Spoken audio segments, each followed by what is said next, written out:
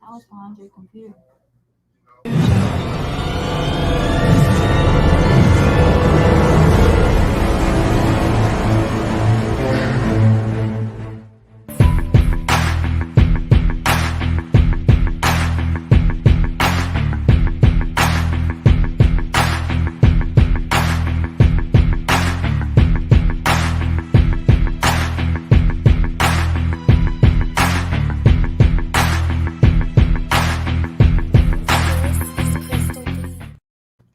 Yo, what's going on, guys? It is Dives, Mr. Crockpot on Twitter. Welcome to our TPL watch party. The Sixers, number one team in your hearts, number one team in the Eastern Conference, take on the 11-8 Pacers today. Justin is running a little bit behind. He'll be joining me momentarily. But yeah, guys, right before we started to go live here, we found out that Joel Embiid will not be playing tonight, which kind of sucks because you look at why the heck wouldn't he have rested during that Minnesota Timberwolves game? And here we are against a very good team in the Indiana Pacers. You know what's coming, man. The Sixers are 0-4 without Joel Embiid. The turnover percentage is terrible. The shooting is terrible. This is a game that went from I'm psyched all day to watch, and now there's no Joel Embiid. Guys, what are your expectations today? We have comments here. But all right, before we get started, tonight the Flyers take on the Islanders. My man Amadeo will be holding it down there over at the Flyers watch party. Please be sure to go back and forth. Comment during the Sixers game. If it's halftime, go join Amadeo and vice versa. It's going to be a lot of fun. Hopefully, the Flyers got a nice W against the Islanders.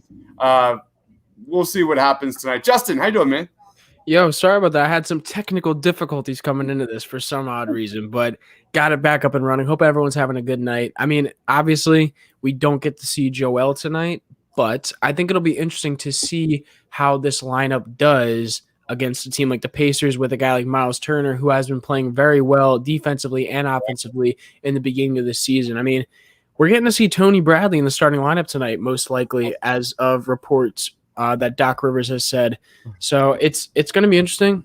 Hope Rob Lange is having a good night and that he enjoys the TB11 night from Tony Bradley Jr. But I think it should be interesting. What are you hoping to see tonight? With Joel being out of the lineup, I mean, it's got to you want Toby and Ben to step up, but in order for Ben to step up, you have to have better shooting. Period. Yeah. The Sixers are shooting in that 20% range with no Joel Embiid. They kept the turnovers down a couple games ago. No Joel Embiid. It didn't matter because they couldn't shoot. So I really, at the end of the day, this is Toby, this is Danny Green, this is Seth Curry, Shake, Tyrese. Our shooters have to step up tonight. Ben, you look at his percentage and assists tonight. That's kind of the key thing that I'm looking at tonight. What about you, man? I mean, I think it's more than obvious, seeing Ben Simmons come out and play well tonight. And like you said, and I think I've talked about this before, but Ben is not going to play well in this offense if we're not shooting well. Yeah. Because a lot of his, and you've seen it as the season's gone on, a lot of his game this year and what it seems like Doc wants him to do is getting other players involved. And if those other players aren't playing up to their potential, it just isn't. It doesn't end up being a good night for him because he's not looking to score as much as he would be in past years. Not that he was looking to score a ton in past years either, but it's less. But yeah, I think tonight's going to be a Tobias Harris game. Actually, I think tonight is going to be because Joel is out and because when Joel's out, Tobias kind of becomes that number one option scoring wise for the team. I think it's going to be a big night for him, for Seth Curry. I'm excited to see what Tony Bradley does with those minutes tonight. I'm excited to see that. Speaking of Tobias Harris, he's one of two players averaging over 20 points and 5 boards while shooting 50% from the field and 45% from three-point range. The other dude is Paul George. Tobias Harris, man, some more stats. He's shooting 50.8% of his field goals as a ball handler in the pick and roll. We talked last game during our post-game show about how huge Doc Rivers has been in unlocking Tobias Harris and this offense. His pick and roll scoring last year, field goal percentage was 40%. It's up 10% as a pick and roll ball handler. So just a massive variable storyline in this season. Tobias has been terrific. Let's go to some. I want to do this. Join our TPL Discord. I have this pinned on YouTube. If you guys are watching, click that link. That is a chat group where we can just talk about sports, Philly sports, WandaVision, comic book movies, more WandaVision, you name it. It'll be really, really fun. Let's go to some comments. He says, no MVP. This is a big L. I would love to see the Sixers without Embiid finally get a win. It shocked me, but I don't see that happening. Debbie Downer, Marquise. No, I'm just kidding. Diverse says, they're going to win. Doc made the necessary adjustments. Well, let's hope so. Brianna, what's going on, Brianna? Says yes. Okay. I agree. Yes. Mark Wanger says, Tony Bradley talked to TB12. Sixers. Pedro from Brazil, I believe, is joining us. I believe so. Let's go to the other side. We've got my man from Australia, Ben. What's going on, Ben? Thanks for joining tonight. Yams, I'm over this bull. Yeah, it's really frustrating, right? Like we want Embiid to be like first when that MVP conversation begins. So it's disappointing. Joel Embiid is having an absolute dominant season. He's averaging 1.21 points per possession in isolation, good for 86th percentile. He had over the last several games, over the last 5 games, Joel Embiid is averaging 18 free throw attempts. So that is 16.8 free throw attempts over the last 5 games. So it's he's getting to the line. The shooters are getting open looks. It's a beautiful thing when he plays, but when he doesn't happen. Yeah, although it's disappointing, it's one of those things that you understand it almost, because it's like, this guy has shown in the past so much injury history, and that when he's not 100%, he's a very, very big downgrade to this team. When he's lax on defense, when he's not able to give that 100% effort, it's like, would you rather him be out once or twice every 2 weeks when they're playing 3 or 4 games a week typically, or would you rather him be hurt for 2 months and not be able to give you good basketball at the end of the season? So it's like, I'm okay with this, honestly. It doesn't bother me at this point, because we've shown that when he's in the lineup, it's pretty much a W. and so at this point, it's like, okay, let's let the team gel and let the team understand how to play without him as well. We figured out a good way to play with him is even against the best teams like the Lakers. So let's see how it looks without him, and let's make sure we can get that system going well, because I think that's the biggest problem on this team right now is when he's off the floor, how is that offense going to be initiated, and how is that offense going to come? And so yeah. Long-term wise, it doesn't matter. Long-term wise, you want Embiid healthy for the playoffs. That is like literally priority number 1. No one's going to care about a game against the Indiana Pacers at the end of January, at the end of the season. No one's going to care. The only person who's going to care is Miles Turner, who probably had this game marked on his calendar this year because he wants to show the league that he is capable of being a good center in this league. So I think he's somebody who definitely cares. Ben says, will their eyes be bleeding, or will Bradley start? I believe Bradley's starting. Is that from rumors that I've seen? Doc Rivers had said that he is going to be starting Tony Bradley Jr. in place of Joel Embiid tonight. Okay. And I don't think that surprises anybody.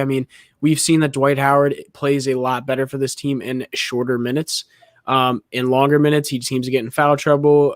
He's very, very aggressive on defense, is what you want, but it's kind of a minus when he ends up getting 3 fouls in the first quarter and then can't play for the rest of the half. So to me, it makes sense. I think Tony Bradley, although isn't, in my opinion, as good as Dwight Howard all around, he's a little bit better about staying out of foul trouble from what we've seen. for me is Dwight Howard's turnover percentage. Yeah. Turnover percentage is an NBA worst 24.6%.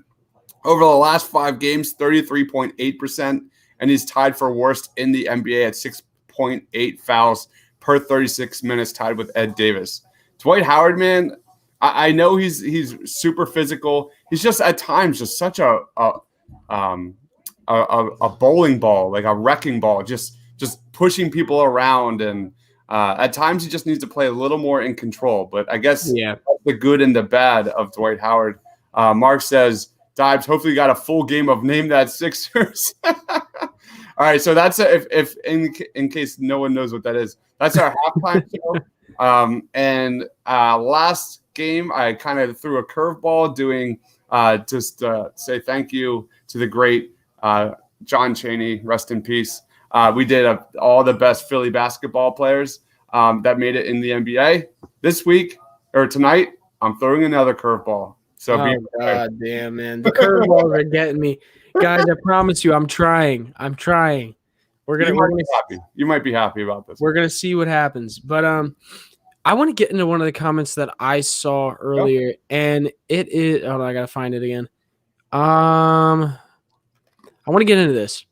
Now, I was texting our NBA beat reporter, Sixers legend Jason Blevins earlier today about this rumor of JJ Redick, and from all my accounts, it's a really good person to bring onto this team. I mean, we've been talking about how we need a little bit more, another guy who can run off ball screens and who can be that guy playing with on ball with Joel Embiid, and then obviously having Seth Curry on the court is a plus. And I don't think they'd get as many minutes together, but still, when you need a bucket and you can put JoJo out there, Seth Curry, and JJ Redick out there, defensively, obviously not good, but offensively, if you need a bucket, that's a really good group to have out there at the end of a game. I don't know, but like overall, what are your opinions on the fact that JJ Redick might be coming back to the Sixers? Dude, you know my opinion. We talked about this. Bring the whole team back. Bring 2017 back. Don't stop with JJ. Bring on Ursan. Marco Bellinelli.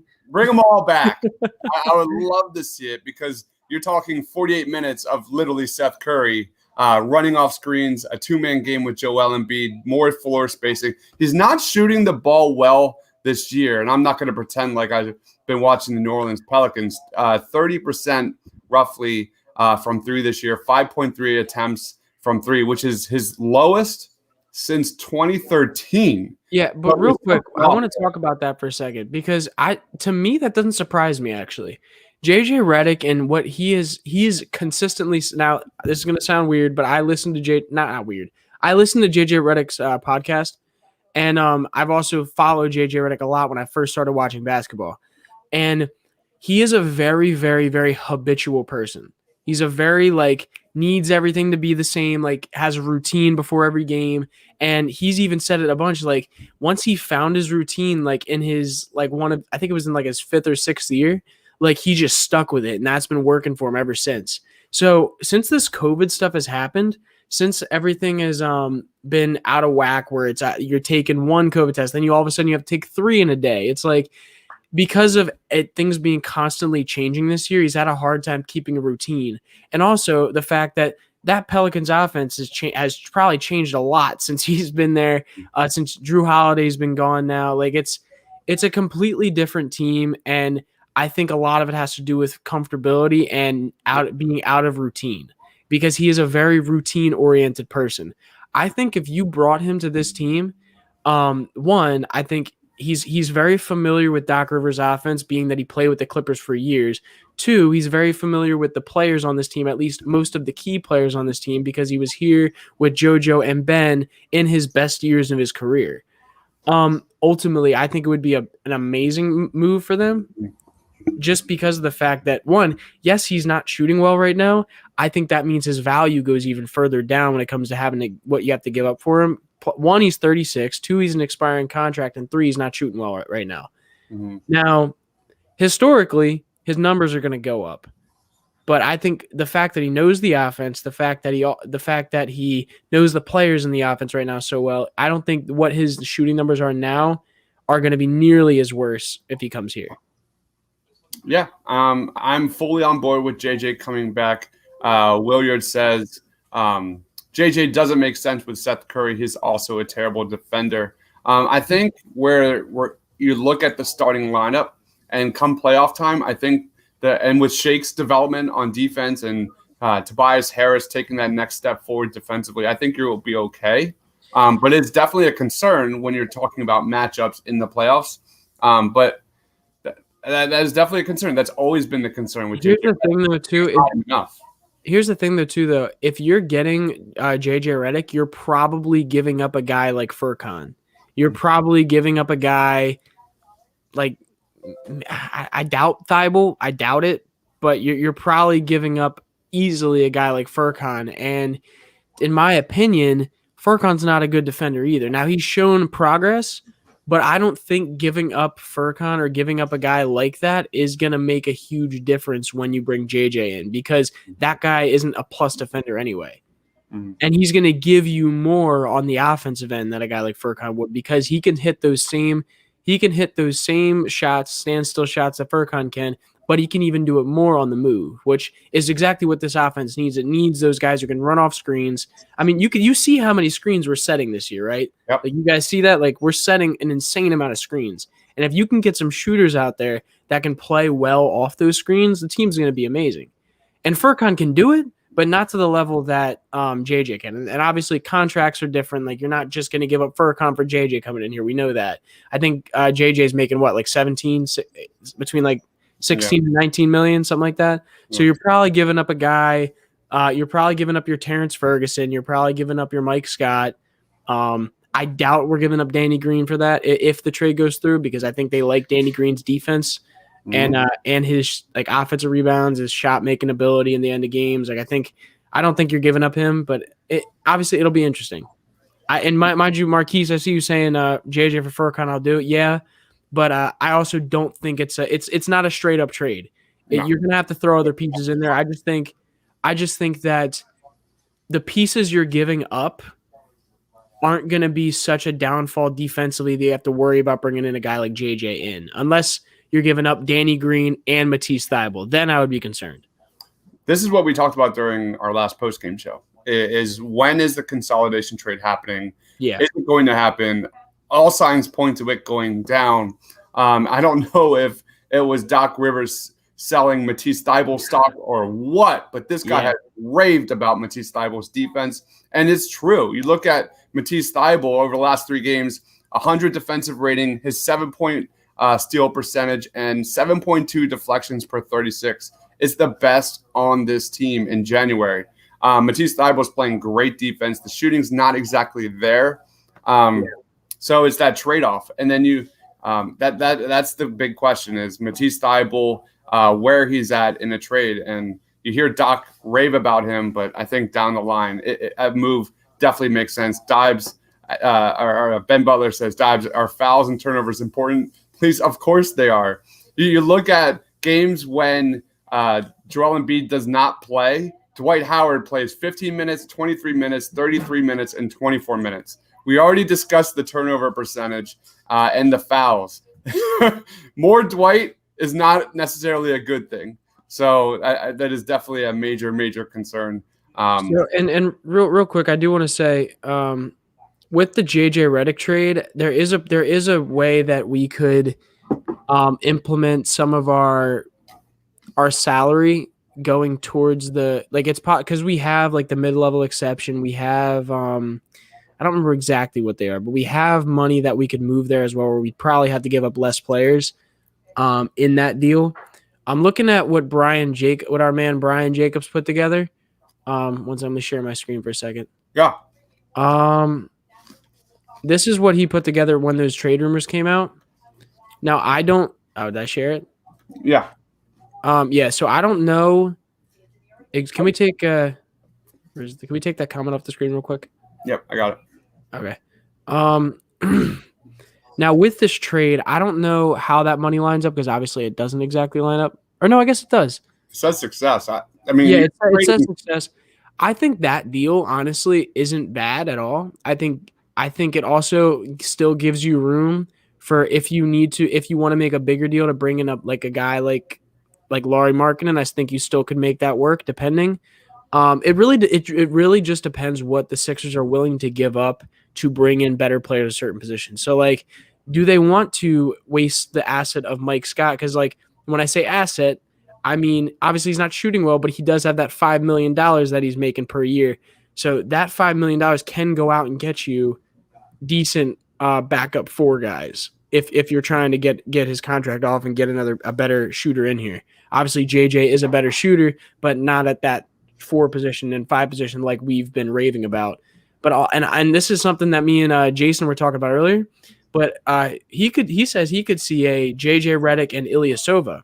Yeah. If you're using your chips to go get a guy like JJ Redick at your wing position, you could rather use some of your extra money to go out and get a guy like Ilyasova on the team to run that backup four or the stretch five role. So I think that could be interesting.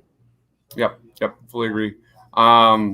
Ben says we need Furkan Korkmaz to step up tonight. I fully agree. Yes, sir. Furkan's been shooting pretty well lately. Made two to three 3-pointers per game over the last 4 or 5 games. He's had a very good stretch here. Nasty nizzles. JJ shooting the same percentage from 3 as Giannis this season. I think the context is important. In that, I'll take JJ Redick's career 3-point percentage over that mess that he's in down in New Orleans. Steven says, "Hi, what's up, Steven? What's going on?" Yams is thinking about Dario Saric as a backup 4. Nah, it's not going to happen. The Suns like him too much. He fits too well in their offense. And in what they want to do, he plays hard. It's hard to get a guy like that, who is an all around just good role player. Like Dario is literally just that guy who's an all around good role player. Like there's a reason we were able to trade for Jimmy with him in that package. Yeah. All right. Marquis says you can never have enough shooters. JJ can be in a backup lineup then. Man, I would love to like think of a potential like Tyrese and JJ backcourt. Like just Tyrese almost like providing that same role that Ben does, just like drive and kick to JJ would be really, really fun. Yeah. That's anyway. William said especially in transition. Yep. JJ is not playing at the end of the game due to 36 and not playing late game situation. I mean, but that's what we're talking about here. We're talking about giving up a second-round pick. Like we're talking about getting rid of 3 non-rotation guys and putting in a guy that's probably going to play what? Like what? Hypothetically, you're talking in that like 15 to 25 minute range for JJ Redick. You guys have to understand that JJ isn't going to be the same. He's not coming on this team and getting the same shots that he was getting when he was under Brett Brown's system. He's not. There's Seth Curry's that guy. We run a very, very different kind of offense. And you have a lot more versatility in your shooting around this team than we did when JJ was kind of the headliner of the 3-point shot for the Sixers and just shooting in general. The team looks different. They have Tobias Harris, Seth Curry, Furkan's still there at the moment. Danny Green, like he's gonna get a lot. He's gonna be running those actions with Joel. He's gonna be running those dribble handoffs with Joel if he comes here because that's their biggest success. He's not going to be taking 20 shots a game. It's just not. It's not happening now. This is not your 2017 JJ Redick. He's playing over 30 minutes a game, putting up 6.6 3-point shots a game. So I think just don't think of it as the old. You can't think of it in the same way where he's playing starter like you said, like 30 minutes. He's not playing that if he comes on this team. He's going to be playing probably within that 18 to 26, like around that, like and getting good shots. Because here's the thing, he's going to be playing most likely with the backup guys if he's on this team. He's most likely going to be playing most of his minutes with Joel and with some backup guards when Ben Simmons is off the court or when Tobias Harris is off the court to get him good looks. Like it'll be interesting. Obviously, unless I'm talking about it like he's already here. He's not here yet. We have not traded for JJ Redick.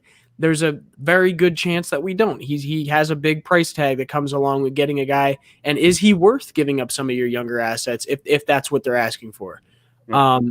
So we'll see. But I personally think he would be a good guy to have on this team.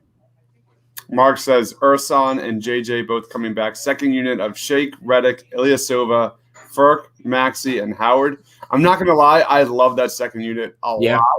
Can you say it one more time? What is it?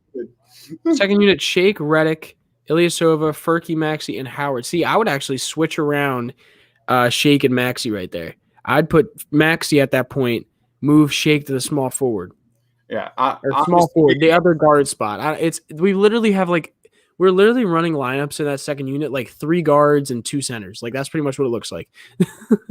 I like it a lot. Let's go on. Marquis says JJ and JoJo were lethal together in the first time. We have Seth Curry in the books for the next 2 years? 3 years. 3 years? Yep. Can you imagine bringing in JJ and just having that half season of just teaching that 2-man game to Seth Curry, just for the mentorship piece of that alone. For me, it's not even teaching Seth that. I think Seth has it. For me, it's more like teaching Maxey, Milton, Isaiah Joe. Isaiah Joe has a little bit of that gravity, in my opinion. And obviously, he's a very, very different body, very, very different player than JJ. But he's got the range. He's got that nice, easy shot. And he's got that good balance. Like you could see it when he's on the court. So it'd be so fun to watch. And on top of that, I think there's a good chance if he comes this year, I wouldn't be surprised if he's a guy you can retain next year. Yeah, on a cheap deal. It wouldn't surprise me. Alton Williamson. I don't know if you've joined before, but thanks for joining, man. Thanks, buddy. He says, bye, Ferk. I'm worried about Maxey's minutes or even Thybulle's minutes. We've seen Maxey's minutes really take a hit over these last several games, 20 minutes, 6 minutes, 12, 25, and 9. However, his offense rating over the last 5 games is 115.8. So he really struggled there. He kind of hit that rookie wall against the Celtics and Brad Stevens especially. But I like the way this kid has bounced back. Even though the minutes have been down, I think he's still – when he's in that attack mode, Tyrese has been excellent. I want to say I don't think anybody should be too surprised with his minutes dropping at that point. To me, those minutes dropped as soon as Seth Curry got back in the lineup, and that just you're gonna play Seth Curry over him. He fits way better around Joel. It's just gonna happen. So it doesn't necessarily surprise me. I think as well when he struggled, it kind of didn't help his case. Obviously, being that Seth Curry is who he is. So it's. I don't think anybody should be worried about Maxey. You can tell Doc loves Maxey. Like he is not going anywhere. He wants him on this team. He wants him for the future of this team. And I think you should be excited about him. Don't worry about him missing some minutes right now. I think they're also trying to figure out that backup rotation and figure out what pieces fit together. Because like we said before, there's going to be a consolidation trade coming at some point. It's just a matter of who and what. But I'll tell you what, Maxey, unless we're getting a guy like Zach LaVine, is not on that list. Yeah. No. You do not trade Tyrese Maxey. He's too much of a good fit with this roster, with Ben and Joel. I love his potential. I would say if we get Zach LaVine on this team, I wouldn't be too upset with Maxey going. You got to make that trade. Yeah. You just have to make that trade. As much as that's one of those I would be angry. When I was a big Covington guy, and when Covington was traded, I was angry for a day, and I went to the bar, and I totally forgot the day. And then you were like, Jimmy Butler, though? He's pretty good. And he had 2 buzzer beaters in his first 3 games or something. Yep. something like that. He comes in the Charlotte game, and Joe's just like, you know what? We're going to let you have the ball. And he drains a 3-pointer in one of his first games. And you're just like, okay, I like this guy. I'm okay with it. Good. I'm okay with it. Dale has an interesting comment. He likes JJ, but on JJ's podcast, he ripped Ben and the Sixers organization. Why would Ben want to play with him? Okay, real quick, I'm going to clarify this because, like I said, I watched that interview. He didn't exactly rip Ben as much as he did rip Brett Brown. He kind of ripped into the organization and Brett Brown a little bit, just about accountability. And obviously that is a big deal. One thing I will say about that specifically though is this is a completely different organization. You got Sam Cassell coaching Ben Simmons right now in a very, very different way than Brett Brown handled him. You can tell Ben Simmons has a very different mindset than he did back then. He's even come out and said that in interviews in the past. That he just has a different mindset this year, and he said it last year too. And so I really do think that JJ would respect him a lot more, respect the organization a lot more, being that his old coach and Doc Rivers is here, Sam Cassell as well as old coach, and he loves Joel Embiid. JJ loves Joel. He does. He had his best offensive years with Joel. He's had his best numbers and best. He gotten the farthest he has in the playoffs with him. Like it's. I think it just makes sense. Obviously, Ben. I don't think Ben is sour. I think Ben wants to win games. I think Ben wants a guy who's going to make a shot when he passes it to him. Yep. Let's go on to some more comments. I would trade for Redick, but I wouldn't give up Vincent Poirier. You wouldn't give up the guy? Pedro says, I was completely offline this weekend. What are the – it's just – JJ, so I can tell you the rumors exactly. Hold on. The rumors are sorry, it was – I think Shams reported it, then everybody else got it. Pelicans are focusing on a Northeast team, the 76ers, Nets, and Celtics as potential trade destinations for 15-year veteran JJ Redick. So basically, Pelicans are looking to get off, I would assume, of JJ's contract. He also is not playing that well so far this year, and the Pelicans are not playing that well this year anyway. So it just makes sense. And apparently JJ's interests are going to a Northeast Division team, which I don't think should surprise anybody. He's got his family is placed in Brooklyn. He loves New York. He loves Philly as well. He has raved consistently on his podcast that Philly has the best food ever. So yeah, it's pretty good. It's definitely underrated. Yeah. So he said that before. And so I really wouldn't be surprised if he came here. And I honestly think the Sixers have the most pieces to actually get a deal done like that. The Celtics don't have a ton of young depth that they'd probably want to give up right now. Especially at the positions that I think the Pelicans need. And then he's also, we also have just a lot of young assets on low-level contracts that we could give up. So it's yeah. Yeah, Tori says he's not trading Korkmaz. He's 23 with potential. I'm not trading 36-year-old. You look at JJ Redick shot 45% from three last year.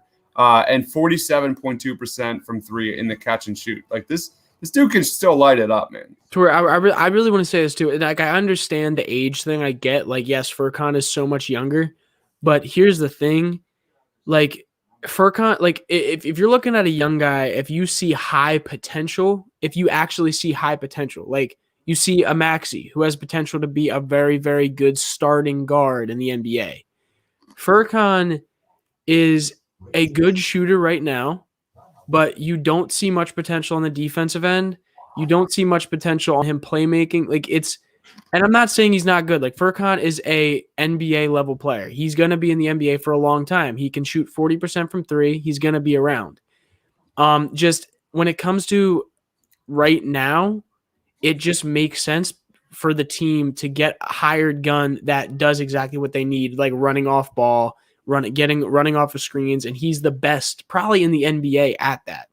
If you look around the NBA right now, I don't know many other role players that you can say shoot at that high of a clip and percentage at those runoff screens.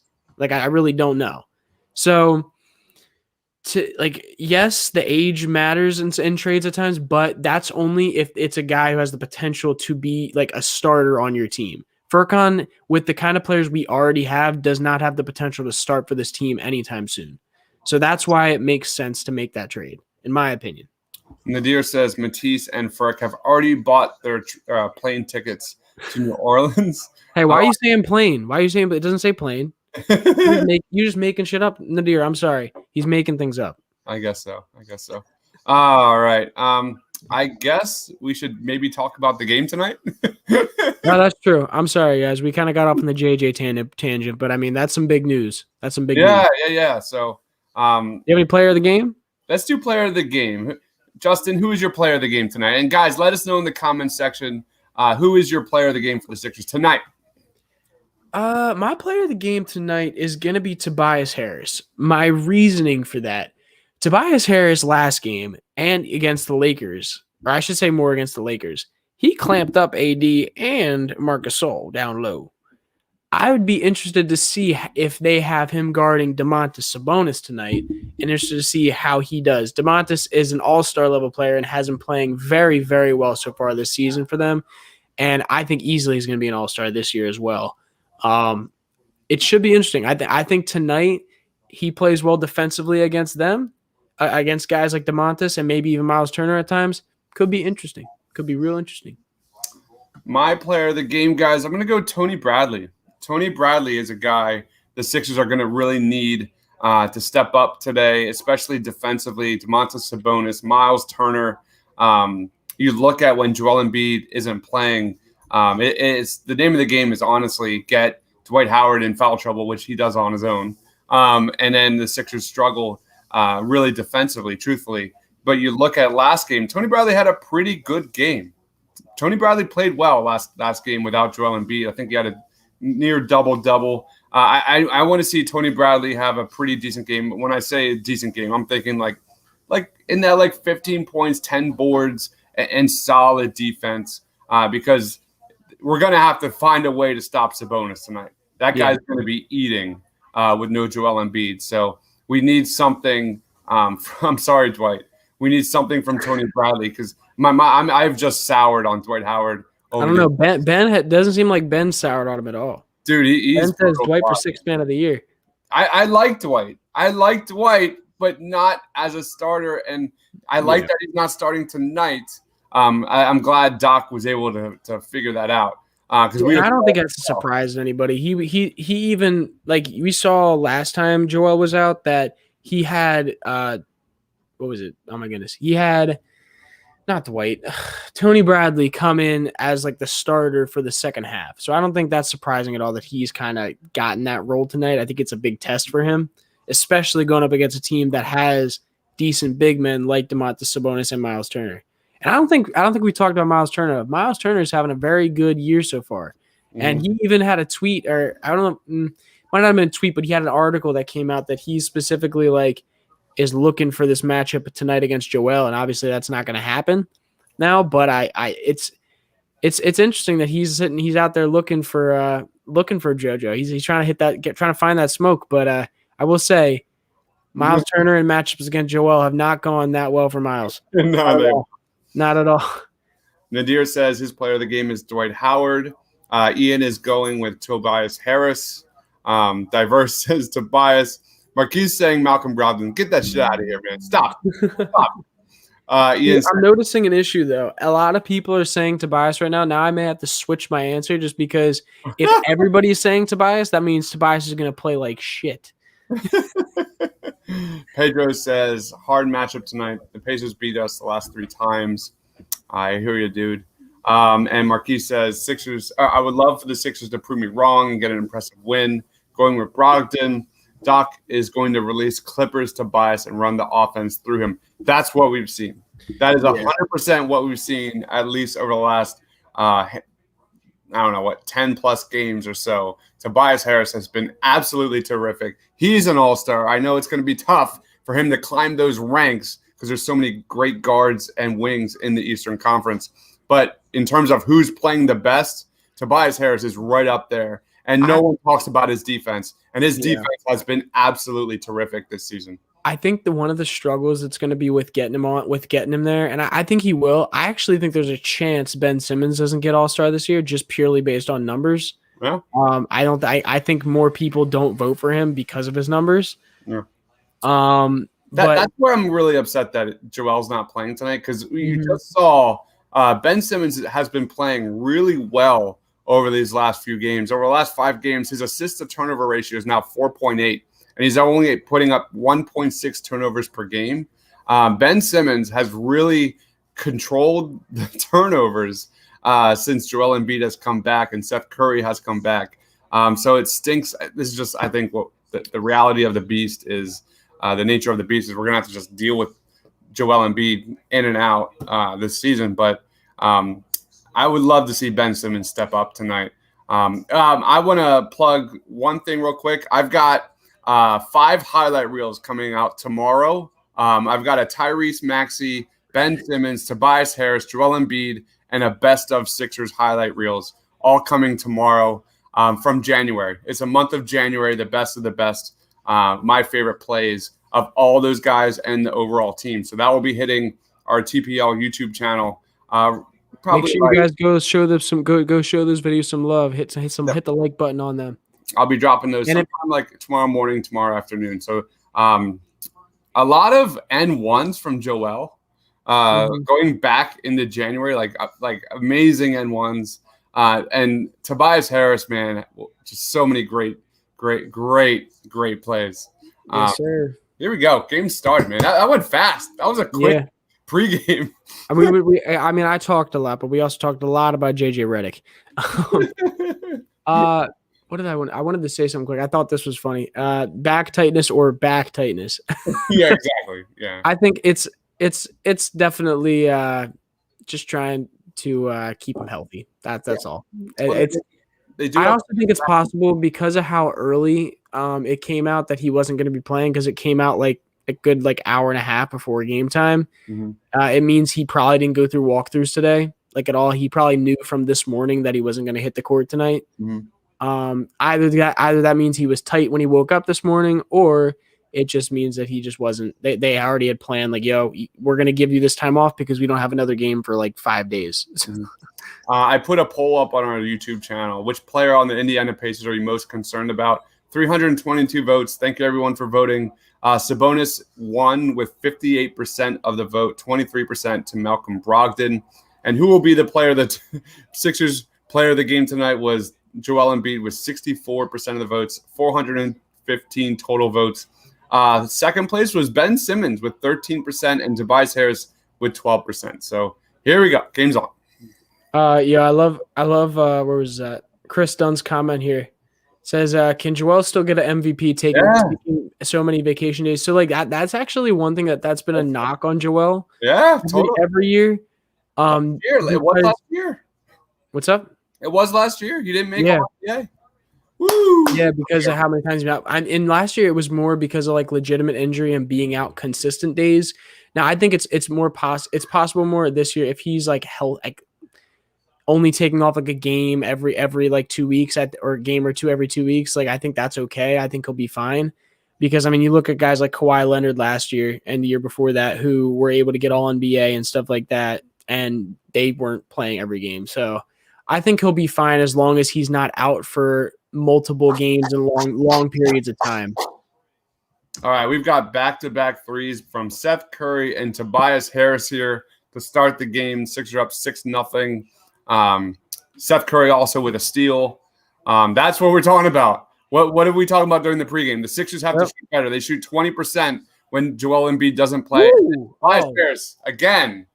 Here we go, guys. Yeah, nice.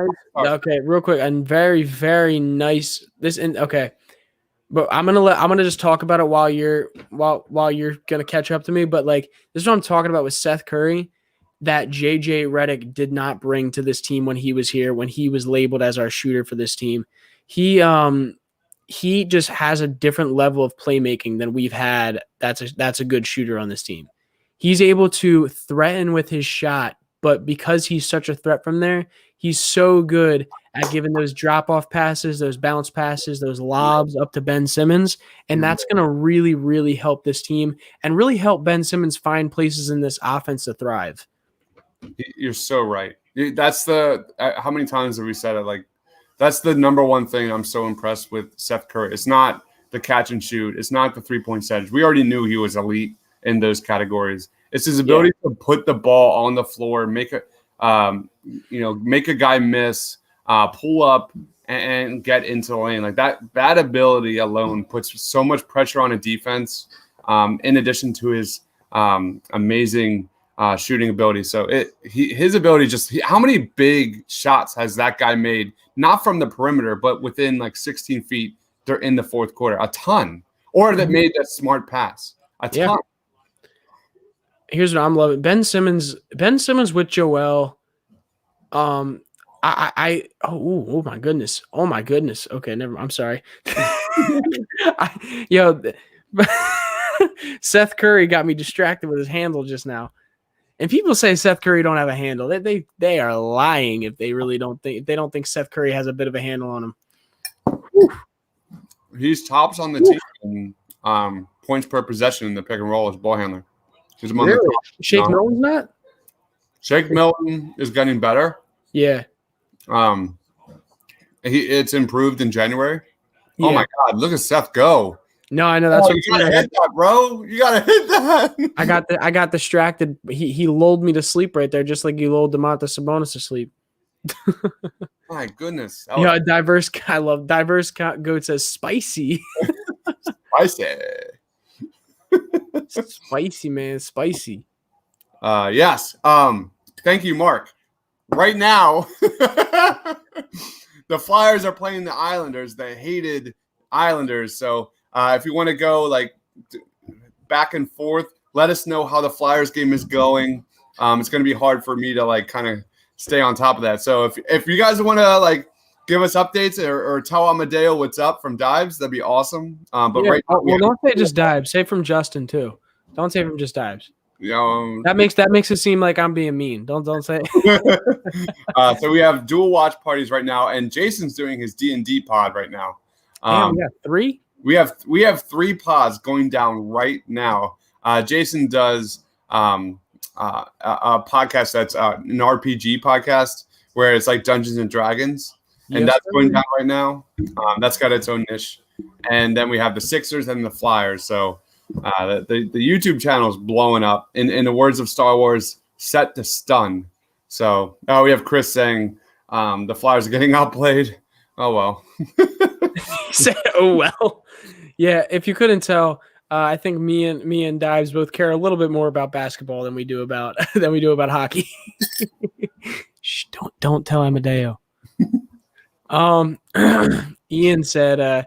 Ian Acosta said the Pacers jerseys are nice, no cap. I agree. Those old school Pacers jerseys, nice. Like, see, and this is what I'm talking about with the Sixers. Why I think everyone wants to see those black, like 2000, 2001, like Sixers jerseys.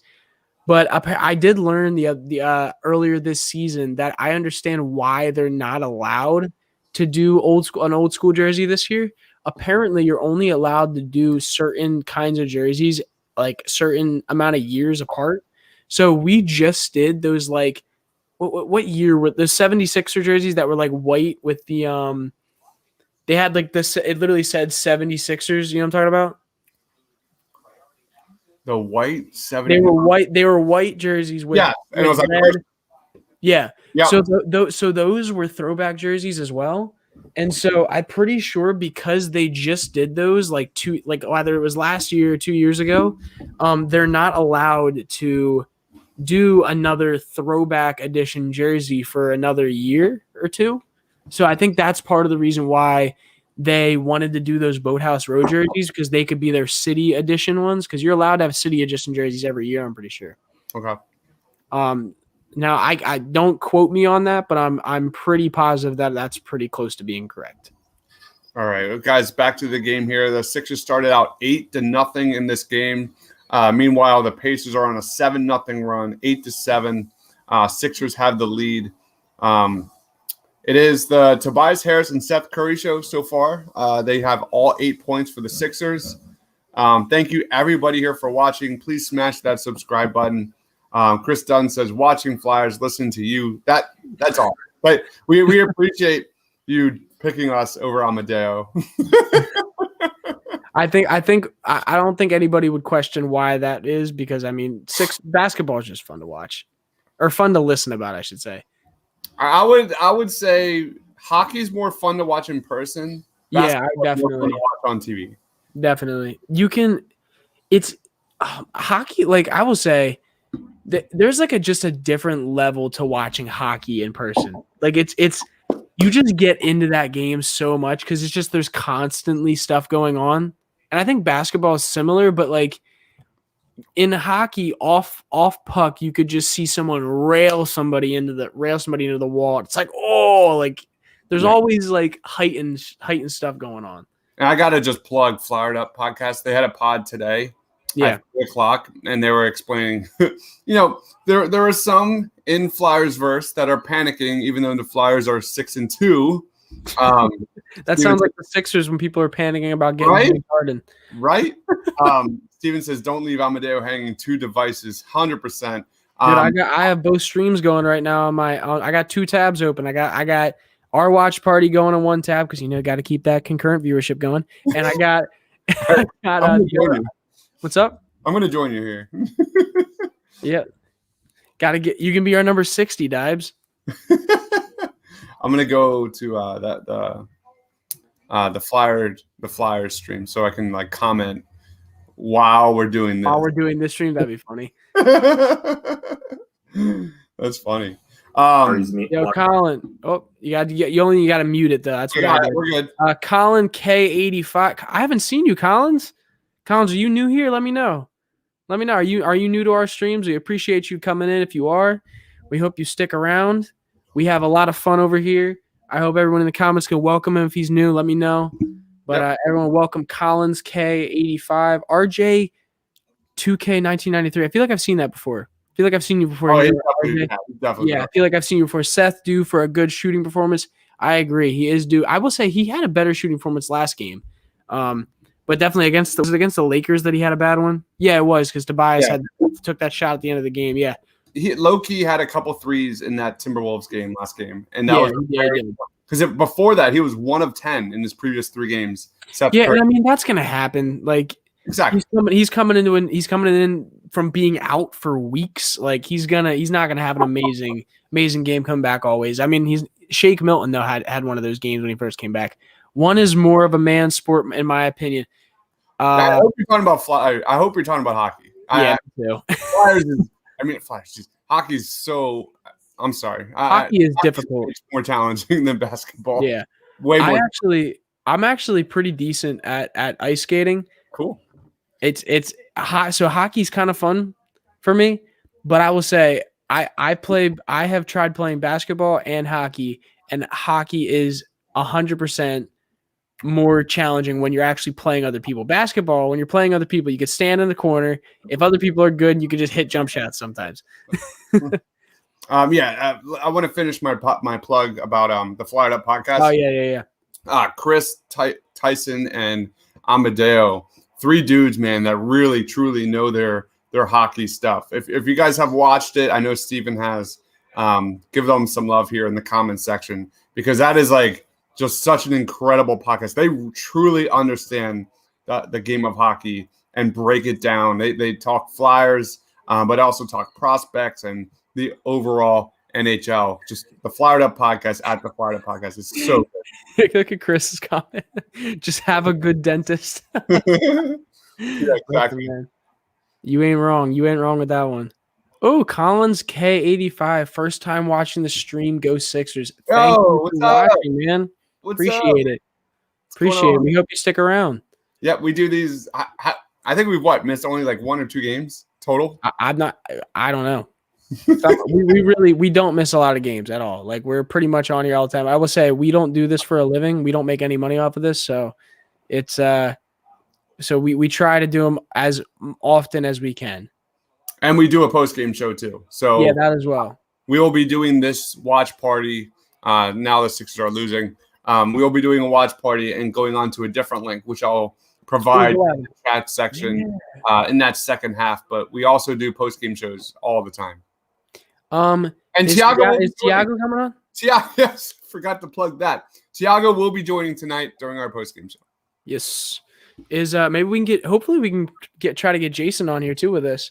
If he could, I mean, I know he might not be watching the game as much tonight, but hopefully he might be able to come on and talk a little bit about maybe talk about a little bit about JJ Redick, maybe talk a little bit about the rumors going around.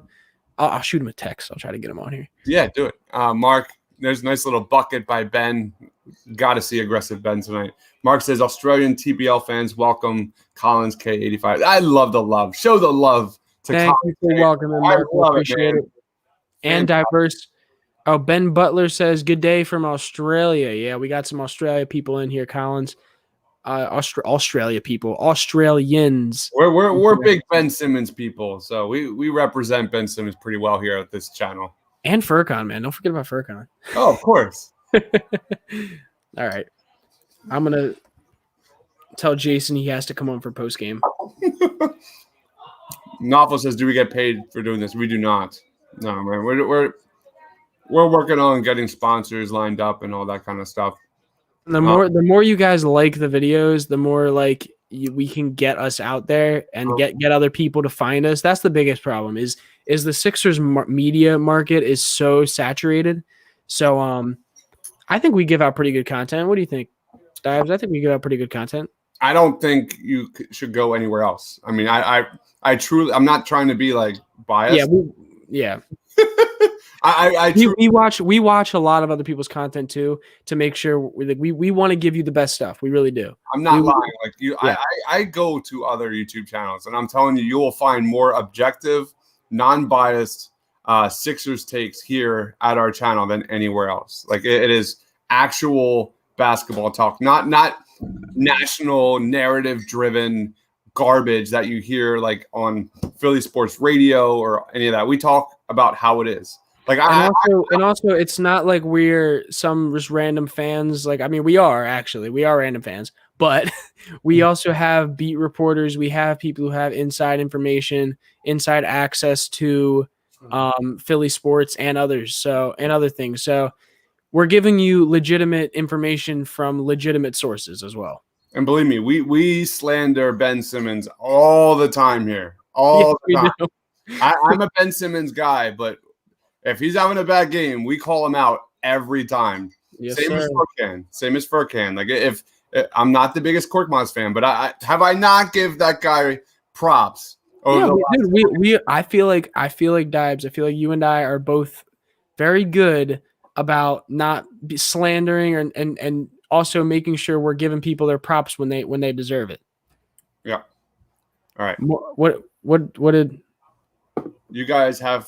You guys have to compete with Philly, Mike, and RB. Yeah, those guys are beasts, man. Yeah, they are absolutely beasts. Were we streaming before they were though? I feel like we were. I don't know. They have a ton of fans, and yeah, they do. They're amazing at what they do.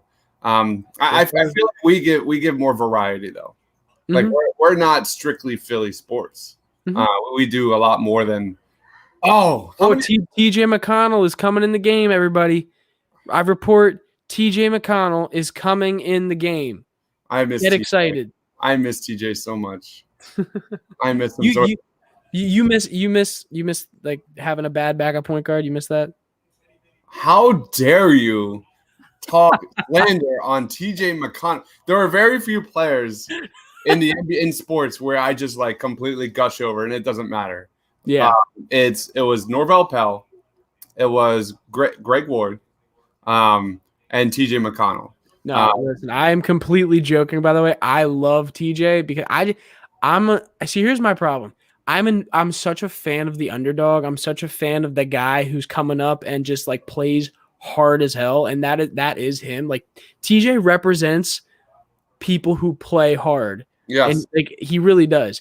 It's just he is definitely also a guy who doesn't fit well with Ben Simmons and Joel Embiid because he doesn't shoot threes. That's his only issue with on our team.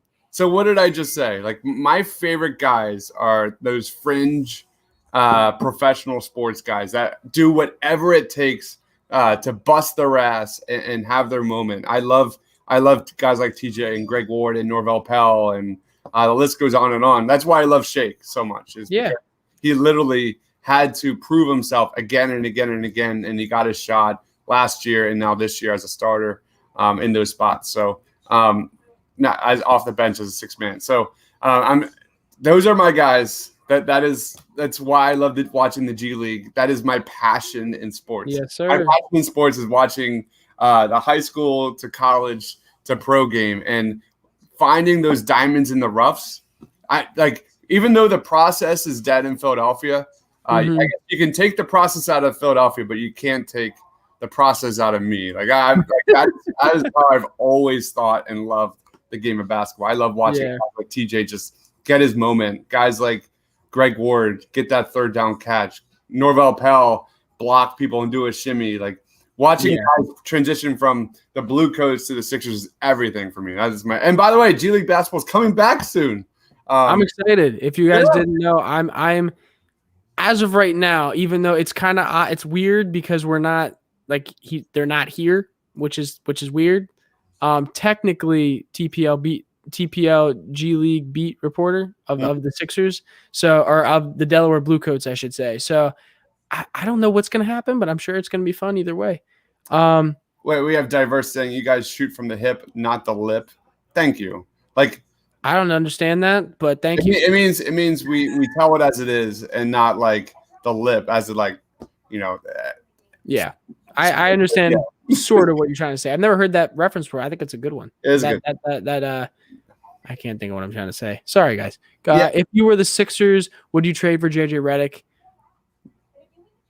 So if I know we're like midstream right now, but if you go to our beginning, literally just talked 30 plus minutes on JJ Redick. So in summary, yes.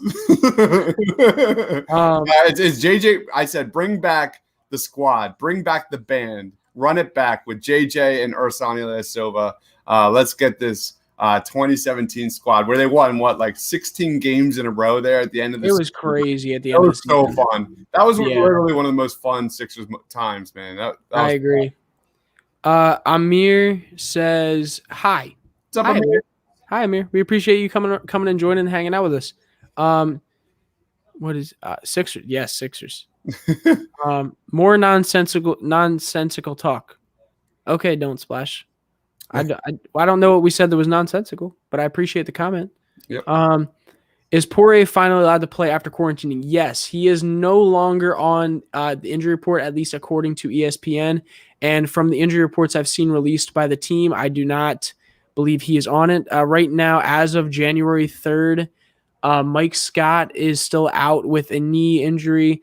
Terrence Ferguson, for some reason, it's been a little odd. He's been out day to day right now due to health and safety protocols, but he's been kind of like in and out. I feel like he's just not with the team much because he probably just knows he's not going to get playing time at all. Like I don't know. And Joel Embiid is out today.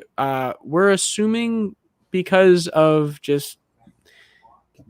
they just want to make sure he's okay long term. It says for his back tightness, which he did get hit a few games ago, but we think it's back tightness, not back tightness. Fave, what's up, man? Hi, everybody. We appreciate you hanging out with us, Fave. You're usually here, so we appreciate that. One of our regulars. Yes, sir.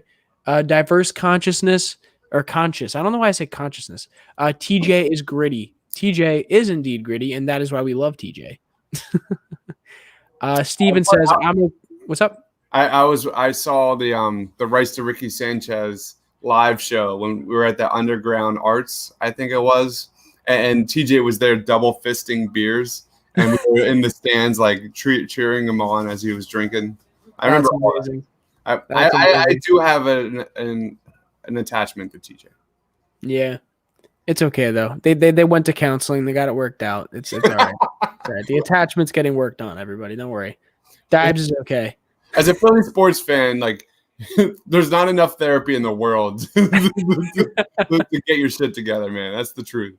Yeah, I will say it's tough because I think TJ is like he's a very good backup point guard to have. It just sucks that he just didn't really fit what this team needed. Like for his skill set. He does belong in the NBA though, obviously. There's a reason he's on the Pacers. Yep. Steven says, I'm okay with getting JJR. JJ Redick. Let him nuke out the microwave with Shake and Maxey. Yeah, I mean, yeah, exactly. Ben Butler says 2 points, a steal, and a turnover, normal TJ game. I love how instead of talking about Sixers, we have now talked about two Sixers that are not on the Sixers, or two former Sixers, TJ McConnell and JJ Redick. Yeah. So let's talk about this game a little bit. Right now, Sixers are down 21-14 with a little over a minute left in the first quarter. 19-6 run by the Pacers right now. Yeah. So what do you think is attributed in that? Because I mean, I've been too busy looking at the comments. Do you think it's that's the problem is I have not it's hard to balance that. Yeah. Right now in the lineup right now in the game for us, we have Tyrese Maxey, Shake Milton, Furkan Korkmaz, Matisse Thybulle, and Dwight Howard. I find we're definitely running a lot of lineups with Matisse running that 4 since Mike has been out. What's the lineup that's like really bad? It's like Matisse, Ben, and Howard. Right, yeah, that's the lineup that like is just brutal. Yeah, just not enough shooting on it. I mean, when Matisse is shooting well, it's definitely like a good guy to have out on the floor. But when he's not shooting, he's very not good for this team with Ben Simmons and Dwight on the floor together as well. Steven says Brett Brown had the team playing better with Joe. They were 11-11 last year. They were 11-11 without Joel Embiid. So now we're 0-4, and it's a hot mess. Dwight Howard definitely just dunked a ball that was within the cone. I don't really understand how that didn't get called, but it definitely looked like it was not. It definitely looked like it was not what you would call a legal play. Ardo says Embiid can't be MVP if he misses 30% of the games. I don't think he's going to miss 30% of the games. Oh yeah, that was definitely in the circle there by Dwight. Yeah, I thought so too. I don't think he's going to miss 30% of the games. I don't think he wants to. He's probably they probably have like a set plan of like exactly how many games they're okay with him missing this season. And I would assume it's probably within that like 10 to 15 mark. I will say he already gets excused from some of the games he missed with COVID. He already kind of gets an excuse from the league probably. So being that he missed some of the beginning of the season with that, I think he'll be okay, I think. Are you getting snow right now? I can't see outside right now, but I'd assume so. I was getting snow all day. Yeah, we're probably up to like 5 inches. Yeah. It was coming down really good. Yes, sir. Yeah, it was. Yes, indeed it was. Ben, if anybody doesn't know, Ben is talking about Dwight Howard. Did you see that screen by Furkan? I did. Let's be honest. Furkan does not belong out there screening people. It should not be. Dunder Dude says we're supposed to get snow all day tomorrow too. Dunder, where are you from? Where are you from, Dunder? I'm assuming you're from around Philly since you just said that, but I don't know. Abe says I hate Matisse and Dwight on the floor at the same time. That's it, man. It's so tough, man, because Matisse just has to shoot the ball well. Like he really does. And obviously that's a lot easier said than done, but it sucks. Wow. Just Pacers ended that first quarter on a massive run. Sixers started out hot, and then it just went straight cold. They finished the quarter shooting 7 of 21 from the floor, 2 of 5 from 3-point range. It is not good, guys. Ben Simmons has 4 points. Tobias Harris has 5. Seth Curry has 3. No points for Danny Green. No points for Tony Bradley, who looked really lost there in that first quarter. Dwight Howard has 4 points and 5 boards in 4 minutes. 1 turnover. No personal fouls. Is that a record for Dwight Howard? And that's pretty much your ball game. That's pretty much your ball game. Is the Pacers really put it on there on the Sixers that last like half of the first quarter, led by Malcolm Brogdon, who has 12 points, 5 of 9 from the floor, and then you've got T.J. McConnell with 6 points in 3 minutes. No 1 turnover by TJ. Yeah. Abe here says Matisse unfortunately has close to 0 offensive game, and it's frustrating when Dwight really doesn't offer offense either. 100%. Yeah, it's tough because especially for Matisse because he offers so much on the defense end of the defensive end of the game. He offers so much there, so it's like you want to give him minutes, but when it comes to having when Joel is out, And when Ben doesn't give you a ton like of diversity on offense, it's tough to have him on the court. Dwight gives a good part of his offense to the role that he brings. When it comes to diving in, getting offensive boards, when it comes to running the pick and roll, it's really nice, but it's tough when he has hands of steel. He's man of steel, but too much. His hands need to be a little softer. 23.5% in the catch and shoot for Matisse Thybulle this season. That's not good enough. Defensively, Matisse Thybulle has been terrific. He has been absolutely terrific, especially of late. You look at the last, like I said during the pregame show, last 3 games, Matisse is averaging just an absurd amount of deflections, 7.2 deflections per 36 minutes, leads the Sixers in January twice as much as Ben Simmons, 100 defensive rating, 7.1 steal percentage. And you saw Doc Rivers rave about this guy during the Timberwolves post-game show. So Matisse is in that weird mix, like not unlike Ben. Like he just offers so much defensively and steals and blocks and deflections and great team defense. But he's just him being a zero when it comes to being a threat on the perimeter. And when we're talking about spacing with Ben and Joel, at the end of the day, that's really everything. You better give Shake that highlight right there. When you do highlights of him, you better give him that highlight. Uh-oh. Did you see that? I'm gonna have to talk. This is a problem when you're doing watch parties. you interrupt. You make me talk, and I miss the game, man. Stop making me talk. I'm sorry.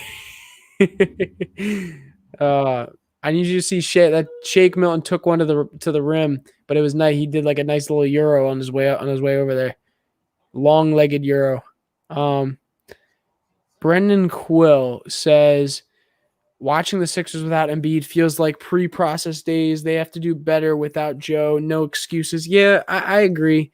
I think it's a little tough in some ways because the bench, like just with how much Joel gives to the team offensively, defensively, I think they're fine without Joel, but it just offensively, he just brings so much, and not even when it comes to just him bringing points, but bringing attention to be able to help other people get buckets. It's just a different game with him out of it, and they've got to figure out what they want to do with it. And I think that's why people make the argument sometimes of trying to bring in a guy like Zach LaVine, or when James Harden was out there available, trying to bring in a guy like him in, because when Joel's out, those guys can still carry the offense and probably win you some games. So I think that's when people make that argument of, do you need to bring in a third star? Joel Farabee gets the buzzer going there. Joel Farabee gets a goal. The Flyers are up 1-0. My man Amadeo is holding it down during our Flyers watch party, going down right now. Go check out my man Amadeo. Just a huge amount of Flyers knowledge. So Joel Farabee, the young gun, gets the Flyers on the board there. Love to see it. Yes, sir. Yes, sir. Yes, sir. We have Billie Eilish in the house. What's up, Sophia? My goodness. Billie Eilish is in the house. How do you feel about Gogo Badazzi? I have no. Is that gibberish? I don't know what that is. You don't know Gogo Badazzi is, for real? Never heard of it, no. He is the Pacers. Like, he's kind of running backup center for them right now. It's center positions normally either Miles Turner or Domantas Sabonis, but I think last season started really to carve out a role for himself, and also this season. But right. He's a pretty decent backup center. He's decent enough down low. He can hit his threes at times as a stretch big, but he's a decent backup center to me. I didn't know apparently you don't even know who he is. No, never heard of him. This is probably like the third Pacers game I've seen since last year. So I see. Abe Lake says, shout out to Amadeo. That's my guy. You having speaker issues? Okay. Sophia.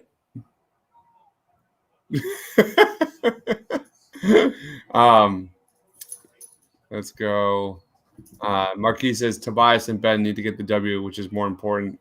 Going back to JJ, if you were a GM, what would you give up for him? I mean, if you can give up, some non-rotational guys and a couple second-round picks, you do that trade. You got to do that trade. Yeah, I think the trade that we brought up of where is he? Sorry, keep talking. It was what Mike Scott, Poirier, and like some throw-ins and a couple second-round picks. And if you do that trade, you're gonna be playing Seth Curry like 20 minutes a game. That way you have legit floor spacing for Joel. That 2-man game. Oh, nice take by Shake. Our TPL, the painted lines insider Brian Michael Jacobs. If you're not already, go follow him on Twitter. He's a beast. This is the trade that he put together for JJ, or at least what he thinks could be possible. Yeah. So you do that trade, I think you do that trade. I think two of those guys are easily not. What? No. He's just doing that to tick you off. Come on. No. Come on. No.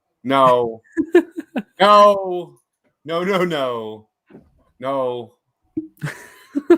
right, I gotta take that off. No, I think it's a pretty no-brainer trade here. Here's the thing. Mike Scott is the only guy on here that's a legitimate rotation piece when he's healthy.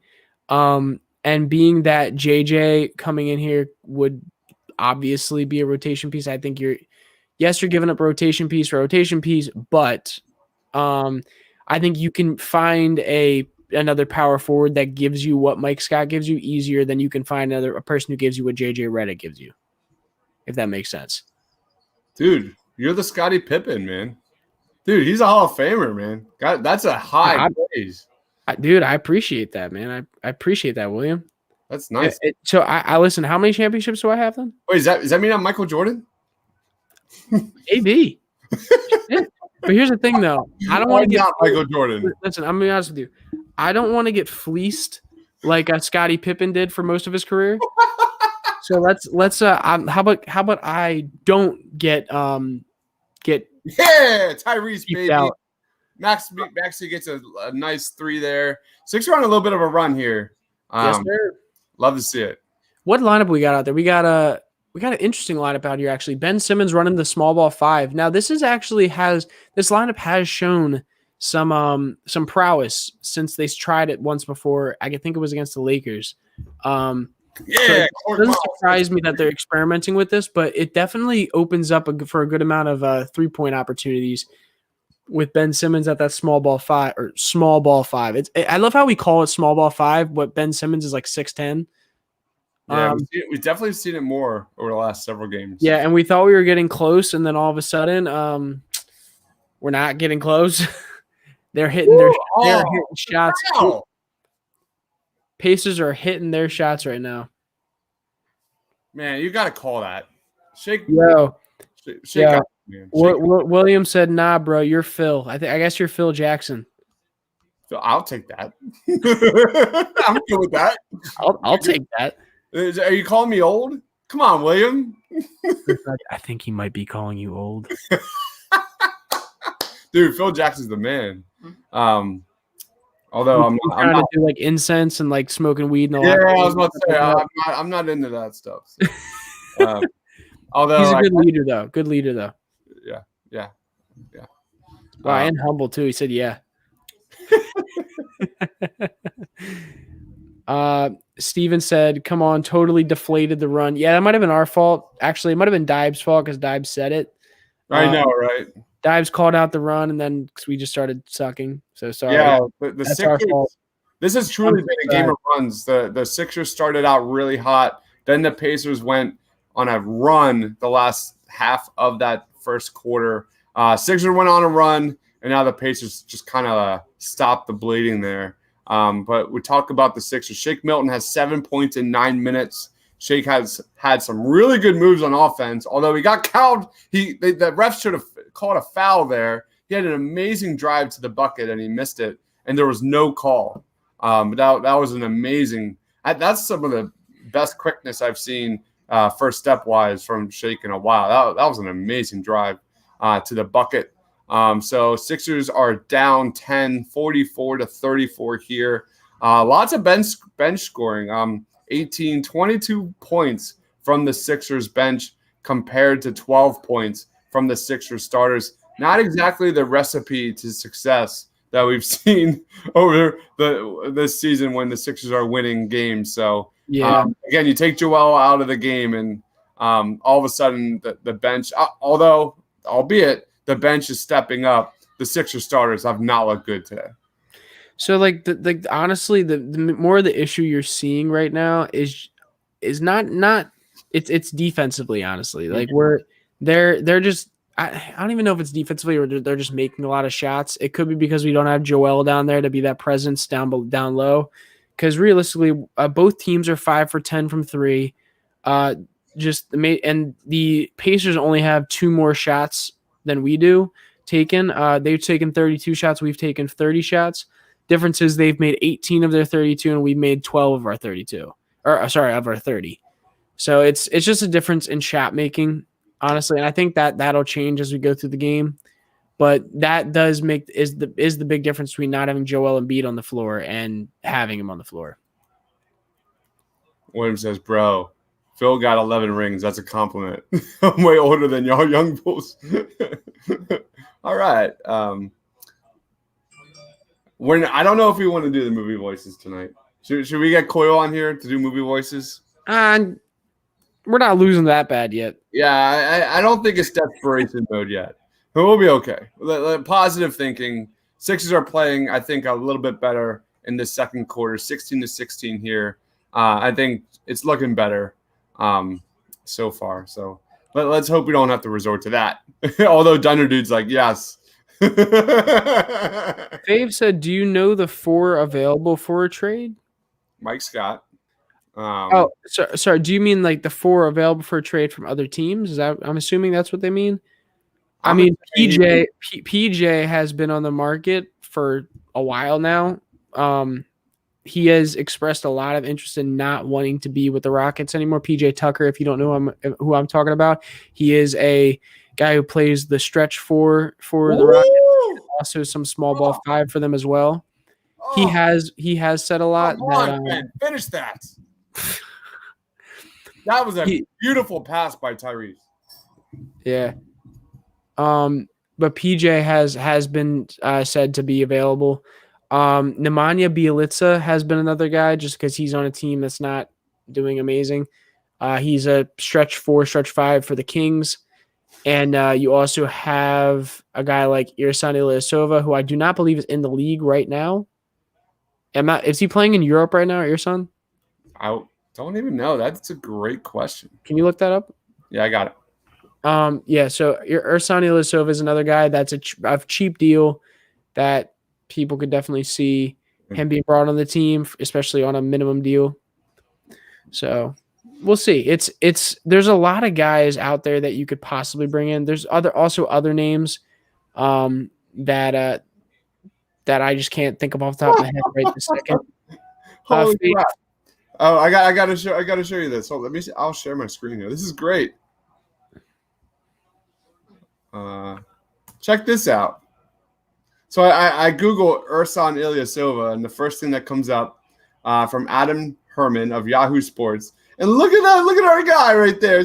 Serge. Yeah, he's from the Painted Lions. Goes, Ersan Ilyasova is in talks with multiple teams about a potential return to the NBA. So that's our guy. Yeah, I think I retweeted that one. That's pretty cool. That was totally random. But anyway, Serge also writes and does stuff for TPL too. Yes, sir. By the way, Sophia wants to know if you have kids. I do not have kids. I do not have kids, Sophia. But hello, Sophia. I do not have kids, no. I do not want kids right now. I am trying to finish my degree. He's from the mean streets of Shippensburg, right? I wouldn't say I'm from the mean streets, but I go to the mean streets of Shippensburg. I am from the mean streets of no mean streets. I'm not from the mean streets. I'm from the suburbs, but I Family grew up in Philly and South Jersey, and we have moved. We're about 40 minutes out of Philly. But yeah. We have to keep Furkan MVP status. Oh my goodness. Yeah, only for Nadir. Only for Nadir. Oh, if Chris, you went to ship. What's up, Chris? That's awesome. Ship is where I go to. You see my hat? Shippensburg University. I'm graduating in a few months now. Almost done. Almost done. Almost out of there.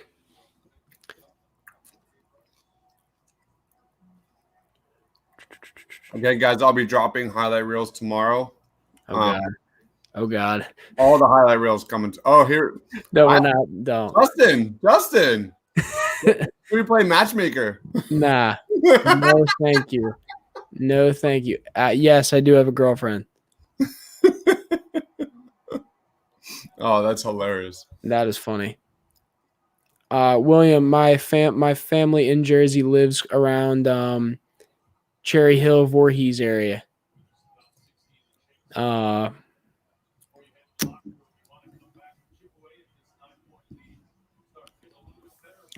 I do not live in Jersey though. My family, some of my dad's family lives there now. He used to live in Philly as well. My mom grew up in Philly as well, but we do not live there anymore.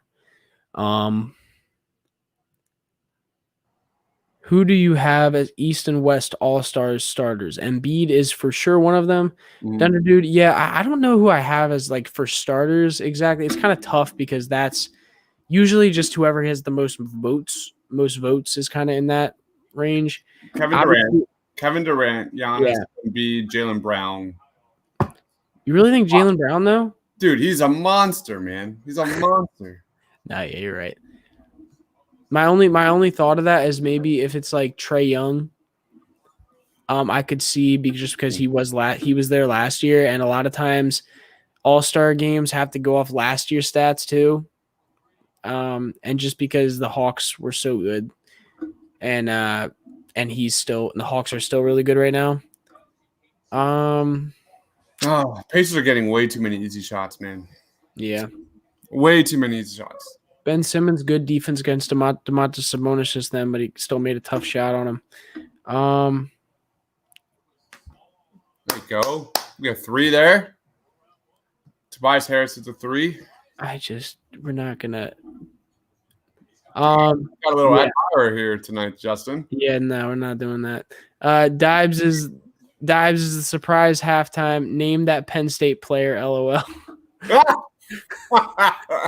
Listen, if it is, I still won't know them.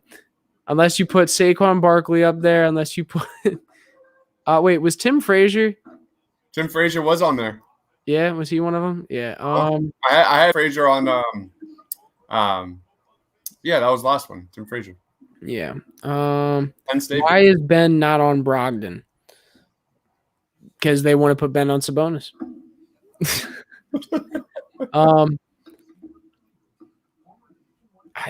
Okay, we'll answer the question. I feel bad.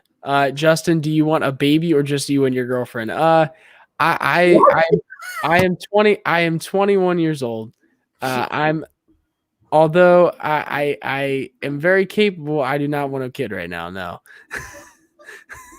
All right. Now we're gonna leave that alone, and we're gonna move on to Sixers basketball.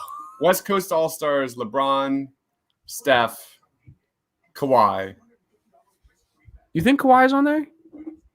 I mean, he's Kawhi. Like starters. I mean. I don't know. Probably Jokic.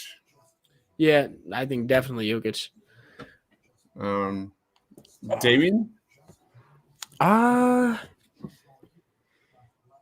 It depends. What are his numbers looking like? Because here's the thing,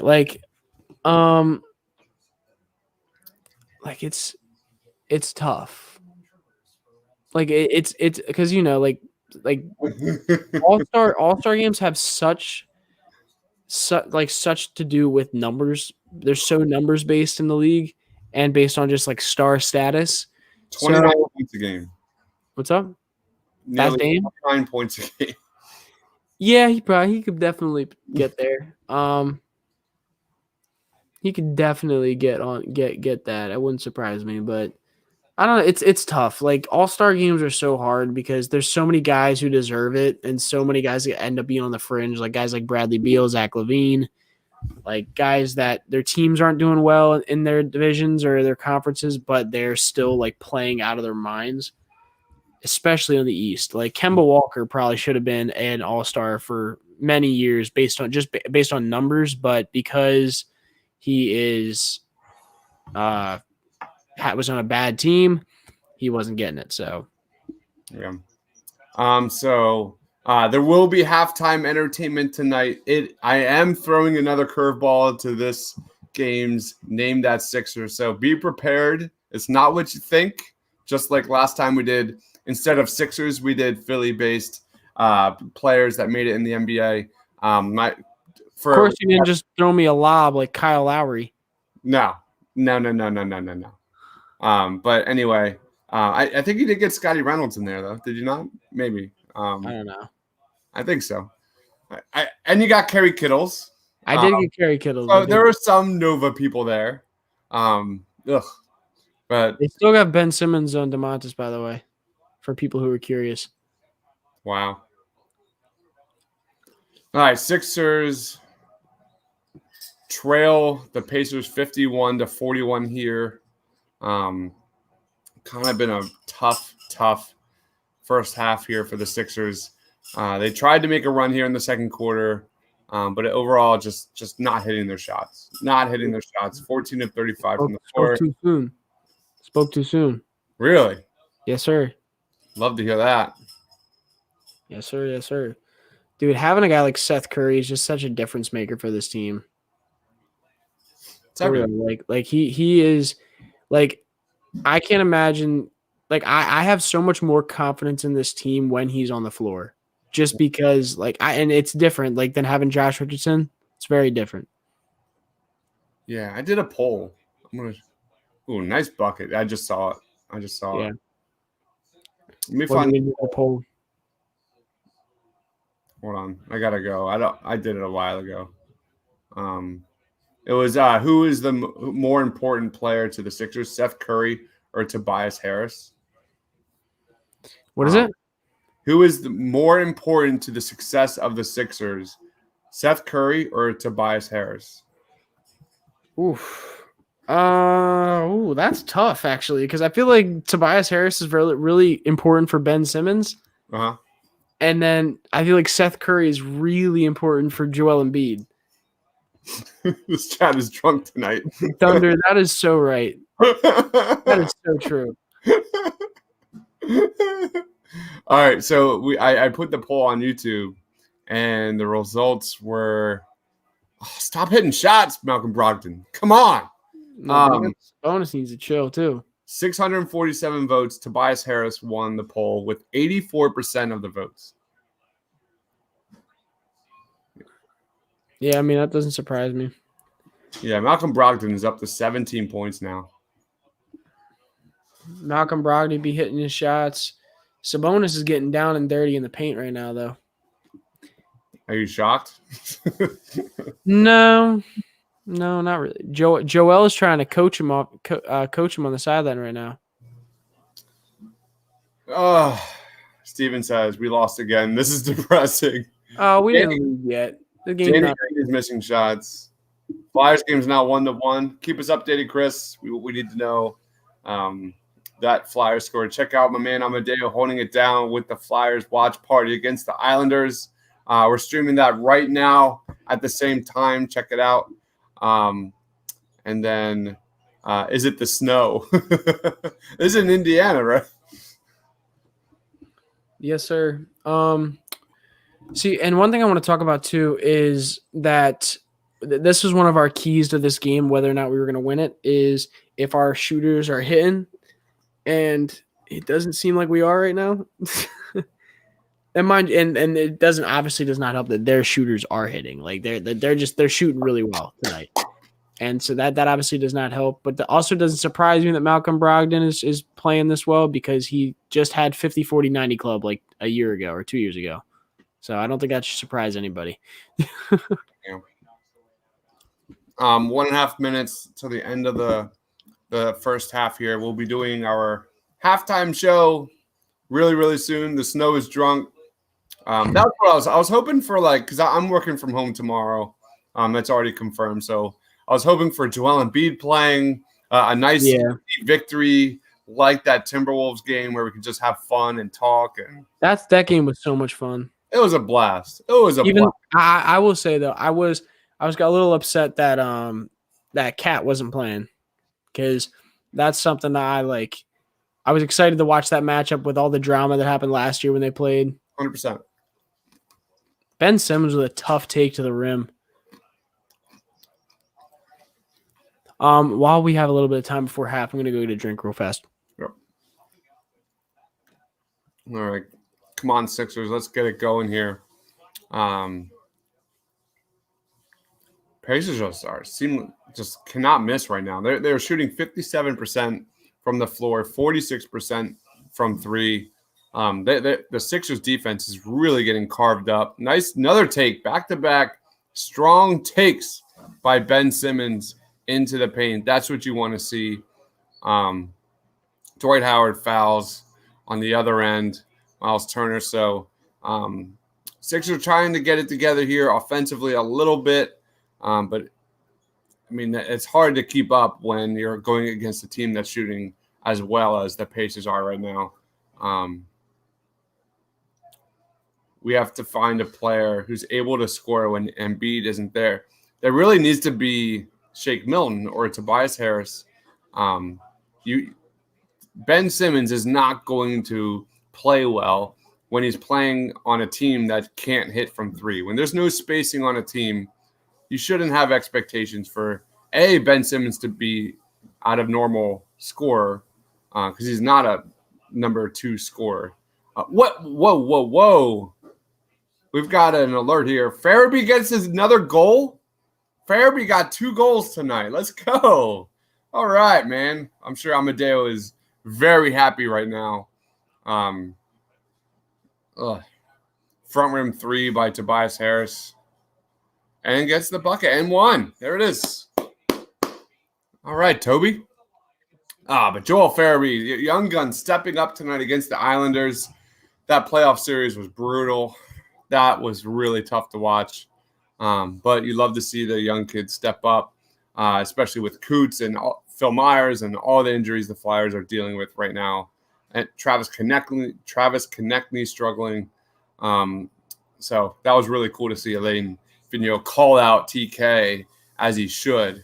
And anyway, Sixers are now down 11 here at the remaining moments of the second quarter. Thunder Dude says, not a good showing here in Indiana. At least the Flyers are cooking. Love to see that. Go Flyers, baby.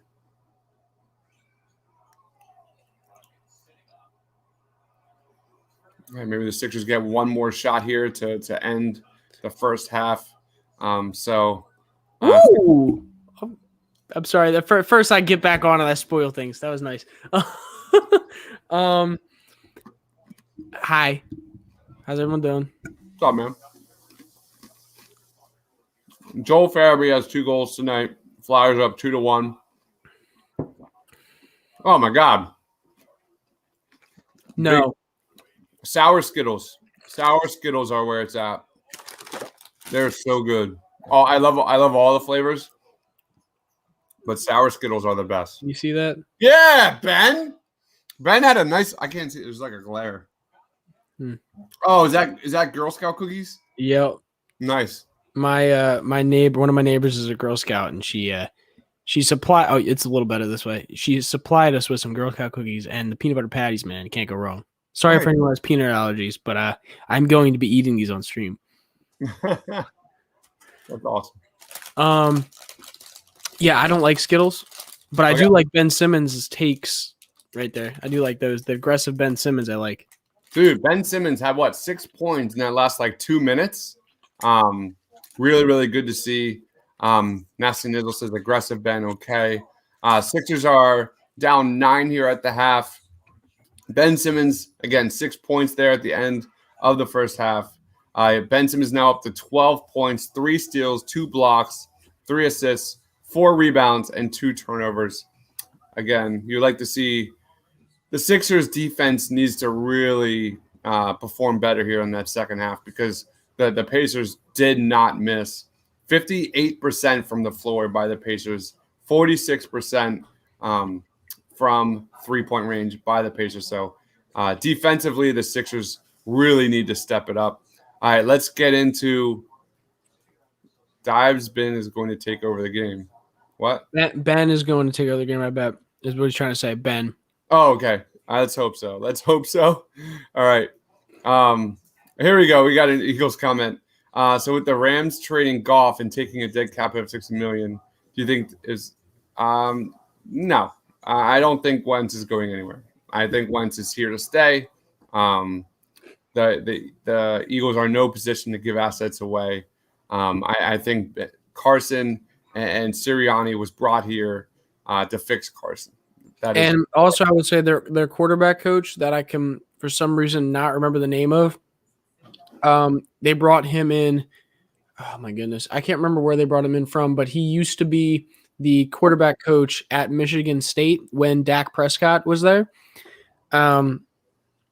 So I think they're really trying to they're bringing in guys that really know how to work with quarterbacks and really know how to progress quarterbacks and everything like that. So I think as next year comes along, there's a good shot that if he doesn't if he doesn't get better next year, I think there's a good shot they do trade him. But if they can somehow revitalize his career, I think he'll be all right. All right, you know what time it is, Justin. Real quick, Brian Johnson. Thank you, William. You know what time it is. It is our halftime entertainment show.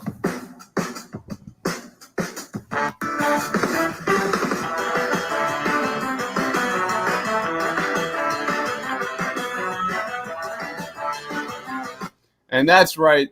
Let's play Name That Sixer. Although we've done, 10 of these? Name That Sixer. It's been nonstop basketball. Today we are going to shake it up, literally, and do Name That Eagle. Today we are doing Name That Eagle. Who is that Philadelphia Eagle? And Justin, fans, whoever gets it right gets the W. And if you get it right, you get 1 year free subscription to thepaintlines.com. That is an immense value. You don't want to pass that up. So we're doing a Philadelphia Eagles edition of Name That Sixer. So let's get rolling here. Justin, name that Eagle. I can't take you seriously. Well, I know that's Marcus Epps' number, but is that Marcus Epps? That is correct. Okay. Wow, 1 for 1 by Justin. Marcus Epps is. Guys, by the way, I'm now looking at the comments. I did not know that you guys were commenting, but I so just to make sure no one thinks I'm cheating, I put the stream on full screen, so I cannot see your comments right now. So if you don't think I'm looking at your answers, I'm not. I am guessing legitimately. And by the way, I am a big Sixers fan, but I am also a very big Eagles fan as well. Right. I would say I know more Eagles history than Sixers history, so I might be a little better at this. Is this current players? Or is this old players? Recent players. It'll be recent players. All right, so we have a lot of people saying Epps, Mark Epps, Omar Epps. All right, let's go on to our second one. Here we go.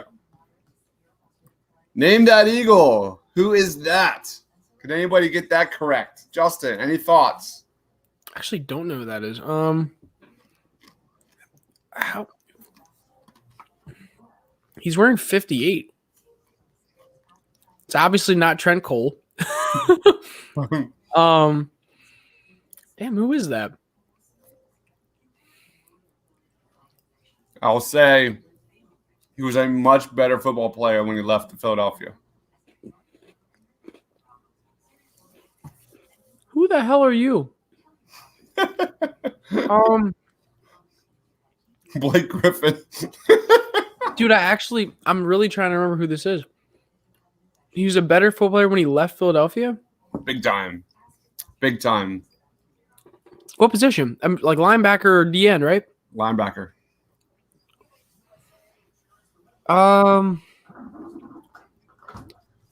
I can think of a lot. Was he outside or inside?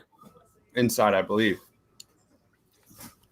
This is a great guess, Jordan Hicks. It's not Jordan. Is it? It's not It's Jordan. not D'Amico Ryans. I know that. He went to Baltimore. I'm not seeing anybody. I don't know who this is. What year? What year was he here?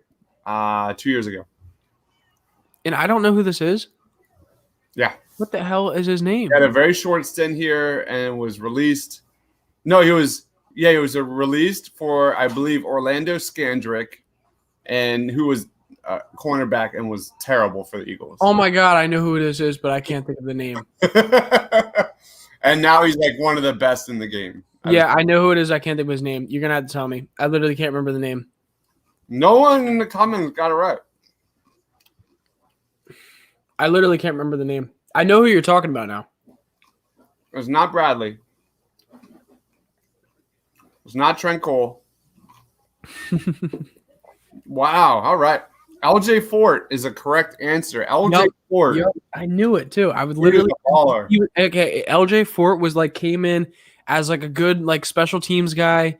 He's also good in pass protection, and he came from the Steelers. He previously played on the Steelers before the Eagles. I remember who he is, but I could not remember his name at all. Yeah, the Eagles defense has zero playmaking. And then they get rid of LJ Fort, and all he does is make plays. That's all he does. Force fumbles, sacks, you name it, force turnovers, you name it. So that is LJ Fort. Let's go on to the next one. Name that Eagle. Who is that? Why can't you throw me a bone and give me the number? We don't see these guys' faces that often. I know. It's hard. I'm not, like I said, I'm not going to make this easy. I will tell you, though, he played in 2019. Can I get a position group? Wide receiver. Ooh. I think I know who it is, but I don't want to give it up yet. I'm pretty sure. Oh, man. He was a guy that didn't play that often. It was Oh, man.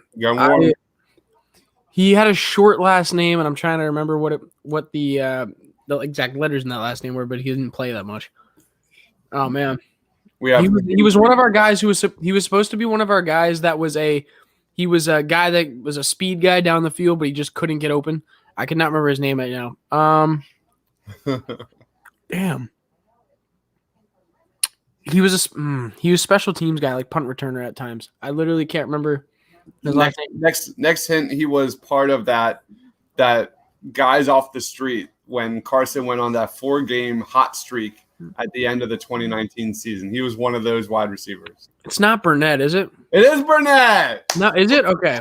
Deontay Burnett is the correct answer, man. Well, dude, done. I thought it was somebody. Who was another guy that was a wide receiver for them? That was like he was on the bench forever, but he didn't ever got much playing time. He was a smaller guy.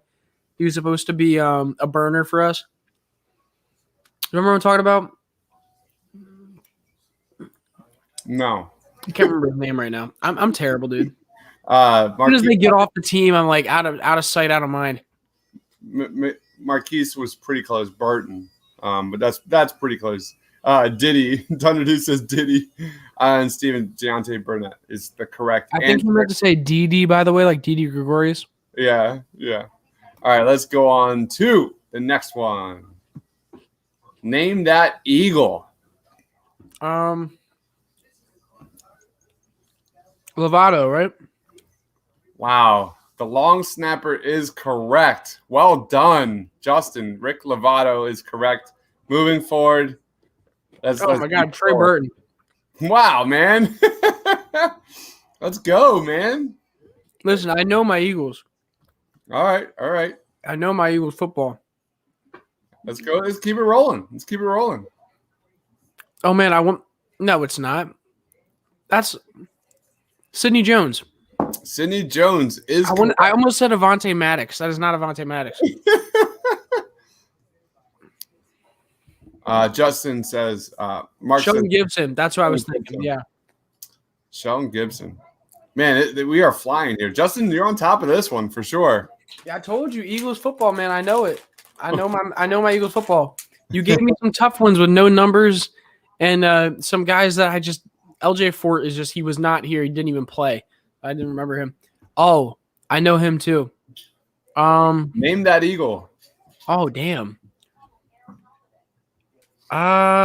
Is he just a special teams guy? Yes.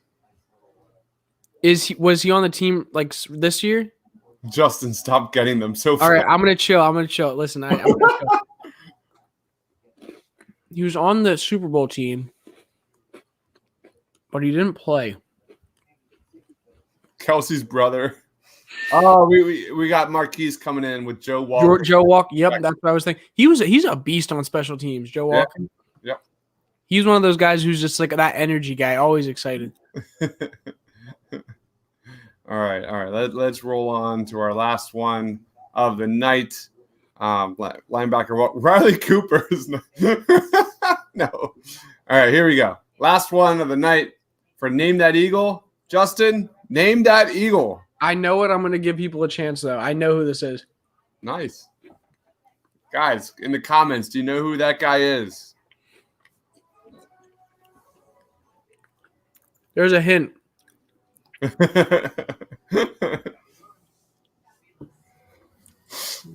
I don't think a lot of people are going to get that one. You don't think so? No. His time was short in Philadelphia.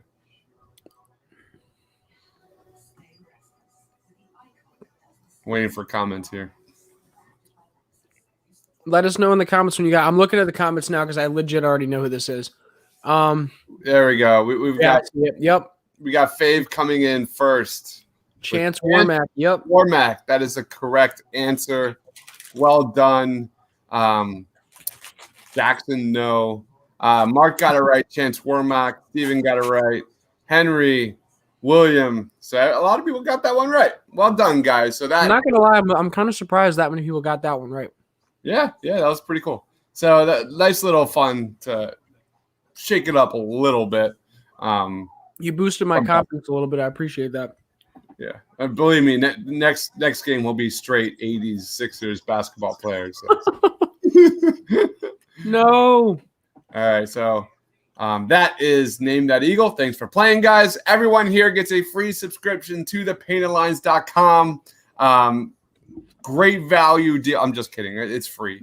So thank you guys for watching. I guess we'll play again next game. Real quick, Marquise, that was not the same guy who gave up sacks against Baltimore this year. Not the same guy.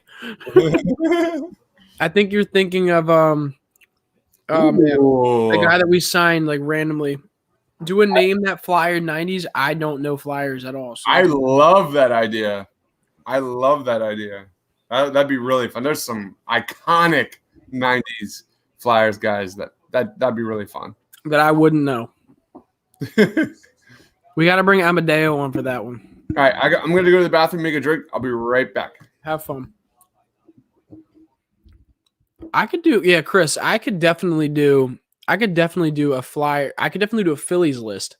I know the Phillies pretty well, so I could definitely do that. But flyers, I could barely tell you who's on the team right now, if I'm honest with you. How has Simmons been? Simmons has been okay. He's definitely played pretty well in the absence of Joel Embiid tonight. Sadly, I have misplaced my phone, so I cannot tell you the field goal percentages right now, but they have that in the other room. Fave says, do a name that Paris basketball player. I know one Paris basketball player, and it's Dustin Slava, and that's because I went to college with him. Excuse me. Yeah, Dunder, thanks for coming in clutch. Kit, Simmons has been okay. The real problem is the Pacers are just making a lot of threes, and we are not. Specifically, Danny Green, just in general. Our offense is just not going too well. Realistically, we're not playing terrible defense. Like they've scored almost 70 points in. Actually, that's not that great. Never mind. we haven't played amazing defense. There's definitely holes, but I mean that's what happens when you don't have one of your best defenders at center, and you don't have one of your best offensive player at center either. So obviously that's going to happen. That's going to be a problem you run into. But the fact is, we're only down by 10 right now. There's obviously a chance of us swinging back into this game. We just got to pick it up on defense a little bit more. Tony Bradley with a nice block. Oh, don't turn the ball over. And with a nice score on the post, a nice little hook. Justin, Chris says, Justin, there's a great documentary on YouTube, The History of Philadelphia Flyers. It's 2 hours of greatness. Maybe I'll check that out. Maybe I'll check that out. Chris, if you can, go Chris, if you can, link that video. Go on my Twitter at @J_Persichetti, and if you have it, I'd appreciate it. Go send me that on Twitter. Like tweet me that video. Like link that video and tweet it at me. I'd definitely love to check that out. I've been trying to watch some Flyers every now and again to get up to date on that kind of stuff. Look at diverse conscious giving me a compliment. Justin is beyond his years in Eagle football. God. You see this? Yeah, I was impressed. I appreciate that. Football is actually my first love for Philly sports. So cool. Actually, no, that's not true. Phillies is my first love, but Eagles is the stuff I paid attention to a lot. So in high school and in college, but Sixers is just. I love Sixers basketball. I can't lie. Are we doing Phillies watch parties? I don't know. See, here's my thing with Philly stuff. Games take forever with baseball. And like that's a long and like when I watch baseball, I definitely like zone in and out of baseball a lot. So I feel like you could do well with a Phillies watch party, but it's like I don't know. It's like baseball's tough. Baseball's tough sometimes. I love playing baseball. I have a hard time watching it. But I feel like you might understand what I mean by that. This came up before. I'm not even. I actually know who this is. Yeah, me too. Yeah. I remember this. Yep.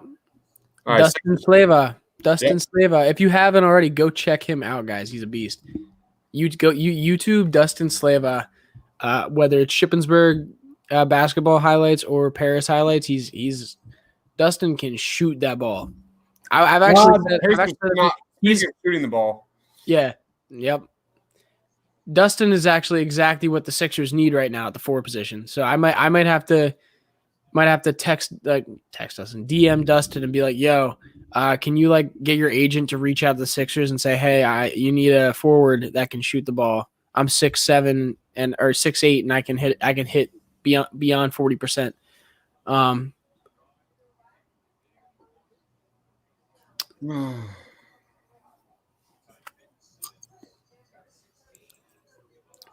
Dunder Dude says Sixers not looking good without Joel. How do we contend for a title when everyone plays mediocre ball when he's not in? I don't think it's everyone plays mediocre ball. I think it's a different team when he's not in the lineup. It's hard to say they're playing mediocre. It's more like it's just a different lineup, different offense, different defensive scheme altogether. Hold on. Farabee with a hat trick? Oh my goodness gracious. Let's go, Joel Farabee. Everybody drink. Cheers, guys. Let's go. That's great. That's great news. I guess it's going a lot better over there than it is over here. Yeah. Definitely.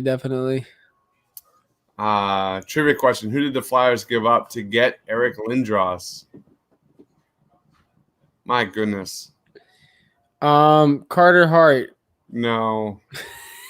I don't know. I'm going to be honest with everybody. I know Carter Hart. I know Farabee because he's been talked about in this comment section today. I know is it JVR? JVR plays for the Flyers. Yeah. I know that name. I don't remember. I'm blanking on that one. Simmons isn't there anymore, right? He's been gone for a while. Mm-hmm. I knew him. Is that Peter Forsberg? And Mike Rickey? Ron Hextall? Peter Forsberg was part of that trade? No way.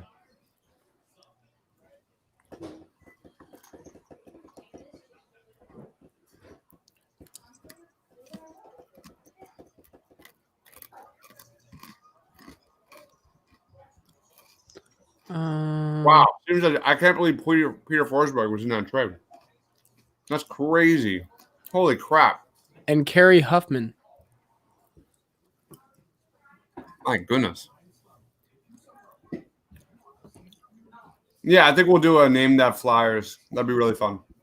We definitely have to bring on somebody else for that to make that.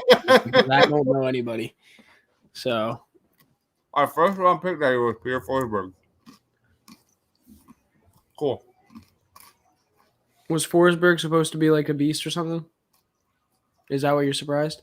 Well, Peter Forsberg's like all time, one of the best of all time. Well, he's amazing. But anyway, Sixers are down 16 points here in the third. Pacers have come out really strong, 18-10 here in the third quarter. Pacers are shooting 50% from three, 58% from the floor. Every time the Sixers try and get a run together, the Pacers just are uncanny right now from the perimeter. That is really the difference. It's another. This feels like watching the Sixers from last year or the year before. Watching the Sixers on the road and defense and other teams just shoot the lights out against the Sixers. I almost said Flyers. I will say though, this kind of a game doesn't necessarily surprise me. Our team is just not like built for this with Joel not in the lineup, which is kind of sucky to say, but it's just a consistent thing that's been happening. And this is where, like we said before, that's when you question, like, does this team need another, like a third star in a way, or another guy who can create on his own when Joel is not in the lineup? And that was people's argument for bringing in a guy like Harden or Zach LaVine, because they're capable scorers when you don't have Joel in the lineup. So I don't know. 100%. We can do a Name That Philly. That'd be fun. Yeah, I think I would be able to do that, but I could definitely do that from especially from that 2000 6 to 2012 era. I could easily do, but I will say I did not pay attention to baseball much when it was literally awful for like a straight 8 years. Brian says, "How's the snowstorm, dude? We're getting hit hard. It is really bad right now. It was snowing all day long, really hard. Lights are. It's nighttime, so I can't tell right now. I'll check in a second, but I would assume there's like 5-6 inches out there, and tomorrow is supposed to snow all day long. Yeah, I haven't looked either. It was like coming down. 24 range. That's where we were. Gotcha. All right, Pacers on another run here. Pacers have been on runs the entire game, and it's just been. They're just hitting. This is just a really tough game to watch. That's really what this is. It's just the Pacers are just not missing. Nice take by Danny Green there. All right, Sixers down 15. Sixers need to cut this within 10 by the end of the third. Just weather the storm. Oh, that was a late call on Tony Bradley. My goodness. Yeah, it was. I think this is kind of true, or was it? I just lost the comment. Where'd it go? There it is. I said it earlier. This is on Doc. He's got to figure out a non-Joel Plan. I agree. In some ways, part of it is they're getting good shots sometimes. They're just not falling, and I think that they are experimenting right now, trying to find the best lineup. With Joel not in the lineup, that they've and you can tell just by the fact that Tony Bradley's starting today. Like they're experimenting. They're trying to figure out what it is that is best, and it's tough as well because right now you're facing a team that has good guard play or at least decent guard play, and they have a guy like Domantas Sabonis who's having the best year of his career so far. And Miles Turner's not playing bad either so far this year. So it's tough. You're going against a hot Indiana Pacers team with your best player out of the lineup. So that it'll come. I don't think it's anything to be crazy about yet. I think we just got to give it some time. We got to remember we're still pretty early in the season. This team is going to change at some point, I would assume, and we'll see what happens. It's just a matter of time. Mm-hmm. Do you want to shout this out real quick? Yeah. So I just posted the post game link. So I need to switch my account. So that is the link that we will be doing there we go. The post game show. So I'm going to pin that so everyone can see that. And if you haven't already, by the way, please like this video. We'd really appreciate it. We do these pretty much every game. Like I think we've been on a pretty good streak so far. We do. I'm still married. Fun fact. We do these live streams pretty much every game. So please come check it out. Like the videos, subscribe. We really appreciate you guys. We see we're slowly climbing in congruent viewership through these live streams. I mean, usually but when we first started these, we had maybe 18 people watching with us throughout the game. Now we have 40 to 60. So we really appreciate you guys hanging out, and we can tell you guys enjoy this, especially with COVID, with us not being able to be at the stadium together. We sit here and watch it on the couch. We sit here and watch it on the couch together. Can you imagine we go to a bar and do this? I'm 100% down to do that. Yeah. Once it's safe. Yeah, non-COVID, once down the road.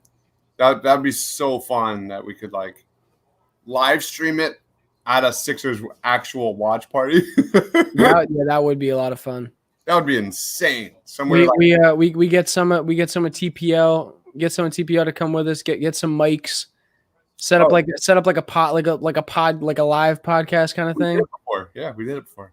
Oh, did you? Yeah, we've done it at Victory in down what was that, South Chester County. Oh my goodness, we did a draft watch party for the draft 2 years ago at Victory down. What is that area called? I'm drawing a complete blank. Not Downingtown, but it's south of Downingtown, Chester County, and it was awesome. It was live. It was 10 of us, and we were just drinking and have a great time and reacting to the draft. It was one long pod. And we kind of rotated. 4 of us were on the pod at one time, and then we rotated. And we had the other people got super drunk, and then the other people ran. The Sixers gave us T-shirts, hats, different things to give away for all the fans. The Sixers did. Sixers did. That's cool. We're doing giveaways. I was in charge of that. I was giving out. I was doing, of course. What would you expect? Sixers trivia. And I created Sixers trivia questions, and I went table to table, and if they got one right, they got their choice of swag. Nice. Things like that. It was really fun. Really, really fun. So we need to get back to that, but now with everything going on, that's not happening. Yeah. But anyway, that was fun. Victory draft party. That's it. I need to look it up, but Victory is awesome. If you haven't been to Victory, man, it's a terrific place. I have not. It's amazing. It's a brewery based in Chester County. They have they've got 3 brew pubs down in town, south out near Coatesville, and then another one down south which is where you were. It's the smallest one, but it's great food, great beer. It's a huge thing. That's the place to go down in Chester County. I'll definitely keep that in mind. Good idea to get TPL advertising, give away free swag. We need to start doing that. That's really what it is. Mm-hmm. Definitely. I mean, we'd really appreciate too, Mark, if you could shout us out too. No, it's Just not. share us on YouTube, share us on Facebook, Instagram, Twitter, anything. We really appreciate that. It's not Exton. That those are my old stomping grounds, man. We just moved to Lancaster, and I lived in that area for I don't know, like 6-7 years. Kennett Square. Kennett Square is what it is. Man, that took way too long to figure that out. Kennett Square. Oh wait, I know Kennett Square. I know what that is. Yeah. Yeah. So, anyway, live stream from a sports bar. We'll watch from Australia for sure. Ben, we'll keep you updated, bro. That would be really, really fun. Marquis says Sixers won't stop the bleeding. They're horrible defensively on the road, 100%. Do you think Beal changes this game? Does he play defense? No. He might help the shooting because the Sixers don't shoot and they don't play defense without Embiid. So that's pretty important. Brian is asking thoughts on the DD signing. I like the DD signing. I think it was a good signing.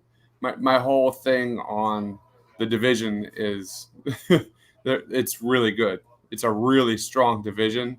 The Phillies are essentially running it back with some hard throwers in the bullpen. And that's really what they're hoping is that worst bullpen of all time can be average. And if it's average, maybe they'll sneak into the playoffs, but you're throwing millions of dollars to essentially run it back. And it's like the long-term problem of like the Eagles can rebuild for the next 3 years, but they still have Howie Roseman making decisions. The Phillies. I think it's also a little bit of addition by subtraction with not having Jake Arrieta. I agree. I think he was a big minus to not only the team chemistry, but also the team, the starting pitching staff, where you can maybe have a little bit more growth there with him gone. But the pitching is terrible. The pitching is just awful. Yeah, they need a 4th, 5th starter for sure. Spencer Howard needs to really. They need a 3rd and 4th starter. Well, I think Howard's gonna be really good this year. I hope so. I do too. They need consistency. The problem is they haven't had consistency at even the one at times with Nola. It's like, I mean, mind you, like he's not like obviously he's a very good pitcher in the MLB, but he's at times even he's been a little bit inconsistent. 100%. So I could even you could convince me, and I think you convince other people as well that you still need to find a legitimate number one if you want to be a legitimate World Series contender. Totally, man. Steven says he's in on Eflin.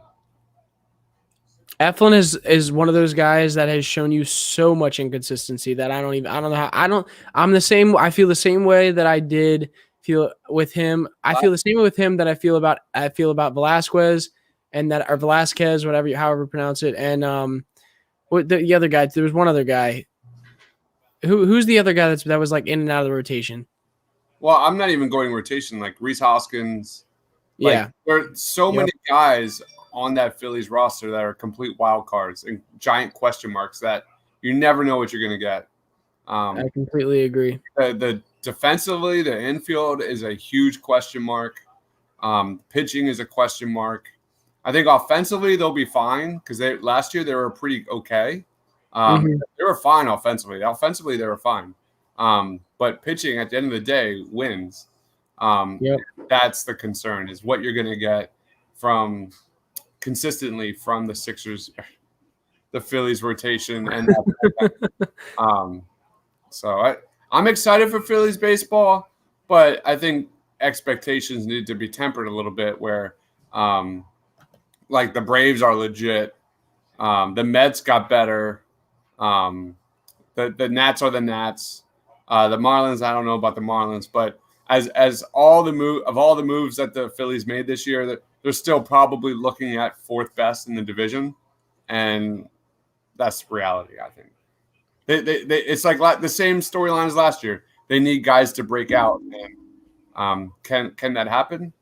We'll see. They still need a center fielder. Yeah. What do you think about the Jackie Bradley Jr. Rumors? No. I don't know. I would probably go with. I mean, I'm okay with a platoon of like, whether it's Hazley to Kingery. Odubel Herrera, because Odubel Herrera is still on this team. There you go, Ben. Did you know that? I didn't know this, but Odubel Herrera is still on this team. I didn't know that until someone said it in the comments in our chat, and I was like, "What?" Yeah, he's a scumbag. I want to say that on 100%. All right, I'm gonna leave and come right back. Okay. Hey guys, whoa. We got an orange all of a sudden. Hold on, I'll fix this. We don't want orange, we want blue. Yo, when you left, all of a sudden you changed What? Everything switched up. We got to put it back. I didn't touch anything. No, I know. I got it. Were we using this background today? What are we doing? No, we were doing the other Sixers one. They owed Herrera $10 million. I didn't even know that. Yeah, Herrera's still here. That's the biggest problem when I was mentioning Howie Roseman. At the end of the day, you don't have a farm system to replenish the arms that you need. Howie Roseman? Yeah, because I remember I was saying, like, at the end of the day, Howie Roseman on the Eagles still makes the final call. Like, the Phillies, they have not fixed their issue developing young talent. Yeah. The Phillies are capped out. Not capped out, but they have so much money invested. And their inability to develop young arms in that bullpen and in the back of the starting rotation that's the problem. That is the problem. So Ben Simmons just finished with his left. What's that? Ben Simmons just finished with his left. Did he really? Yes, he did. I feel like you're trying to play a joke on me. Nope. He did it. I'm so proud.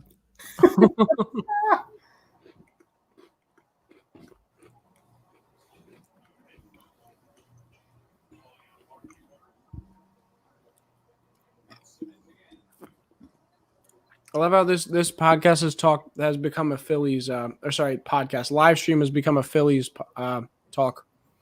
Dude, this game sucks. We're going on a little bit of a run right now. We are. We got a little bit of a run going. We got 3 straight possessions of decent offense and stops on defense. So, this is not true. What? Phillies have a great core of up and coming young guns. Is he smoking tonight? Because whatever he's having, I would like some. That's not true, man. Yeah, no. Unless you want to call JT and Bryce Young, which they're not. I would say there's 2 other teams in our division that have a good upcoming young core, and that is the Nationals and the Braves. Yeah. So their farm system doesn't compare at all. Oh my God, no. Division alone, the rest of the baseball, so it's not even close. They've got a couple young guys that are like 19. Was that Bryson Stott, Mick Abel? They'll be good, but they're not going to be on the Phillies team and for another 2-3 years at minimum. So it is what it is. Like Adonis Medina, that guy sucks, man. He's not that good. I have no hope for that guy to come up. That's probably like the closest arm that could make noise on the Phillies bullpen this year. Medina's not that great. Alec Boehm, out of all the guys you listened right here, Dunder, I think Alec Boehm has the most potential. But Hazley, unless he can really grow his bat, he's not really a wow kind of factor. He's not that potential that you really need. He's a defensive guy. Yeah. Yeah. And I think he's a good Swiss Army knife in the outfield if you need a guy like that. But he's not wowing you with his bat. And that's the problem. Is that's what we need and we need guys who can hit the damn ball at a consistent basis, and especially when your star guys on the team are guys like Bryce and guys like Didi, guys like JT Realmuto, who none of them are gonna wow you with their like consistent hitting. Like Bryce is your wow factor guy who brings in all the money and who he can hit a decent amount of home runs. But like it's tough. Like you don't have guys on your team hitting over 300. That you don't have a Freddie Freeman. You don't have a who's the guy on the Nationals? Name is escaping me. Who's the outfielder for the Nationals? It's like insane. Young. I don't know. Damn. Okay, whatever. This is not a Phillies podcast. Bryson Stott's really good. Yeah. Yeah, but I'm pretty sure he's like super young. Like he's not going to be sniffing the Phillies pinstripe. Nate Soto, not Nate Soto, Juan Soto. Yeah, that's who it was. See, here's the thing. If we had Corey on here, Corey's very, very knowledgeable of baseball. I need to get Corey on here. Talk about baseball. Deal. So anyway, let's get into the Sixers. Let's get more into the Sixers game right now. Furkan Korkmaz hitting a 3 on my screen right here. There we go. Oh my God, dude! They just gave a tech. I think they gave double text to Dwight and DeMontis just now. Wow. Well, nice little 7-0 run by the Sixers here. I told you we were going on a little run. Maxi's getting the ball at the end of the shot clock. That's been the storyline all game long. What's up? That's been the story for this game all game long. Is the Sixers will go in those like 7-0 runs, but the Pacers just follow back with a run themselves. The Sixers have not been able to control that pace. Furkan player of the game right now. No, it's Ben. Steven says we made a tiny run. True. I mean, listen, we're in this game. Like we are. As much as that may not feel like it right now, we are in this game. This game is possible to win. We just got to keep going. We got to keep our heads going on. Keep with this momentum. Take this momentum into the next quarter. Very glad he missed that 3-pointer there to end the quarter. That would have been a dagger. That would have been a killer. What's the score going into the next quarter? 95-82. Sixers down 13. The Sixers were outscored 32-28 in the half. Ben Simmons having a great game.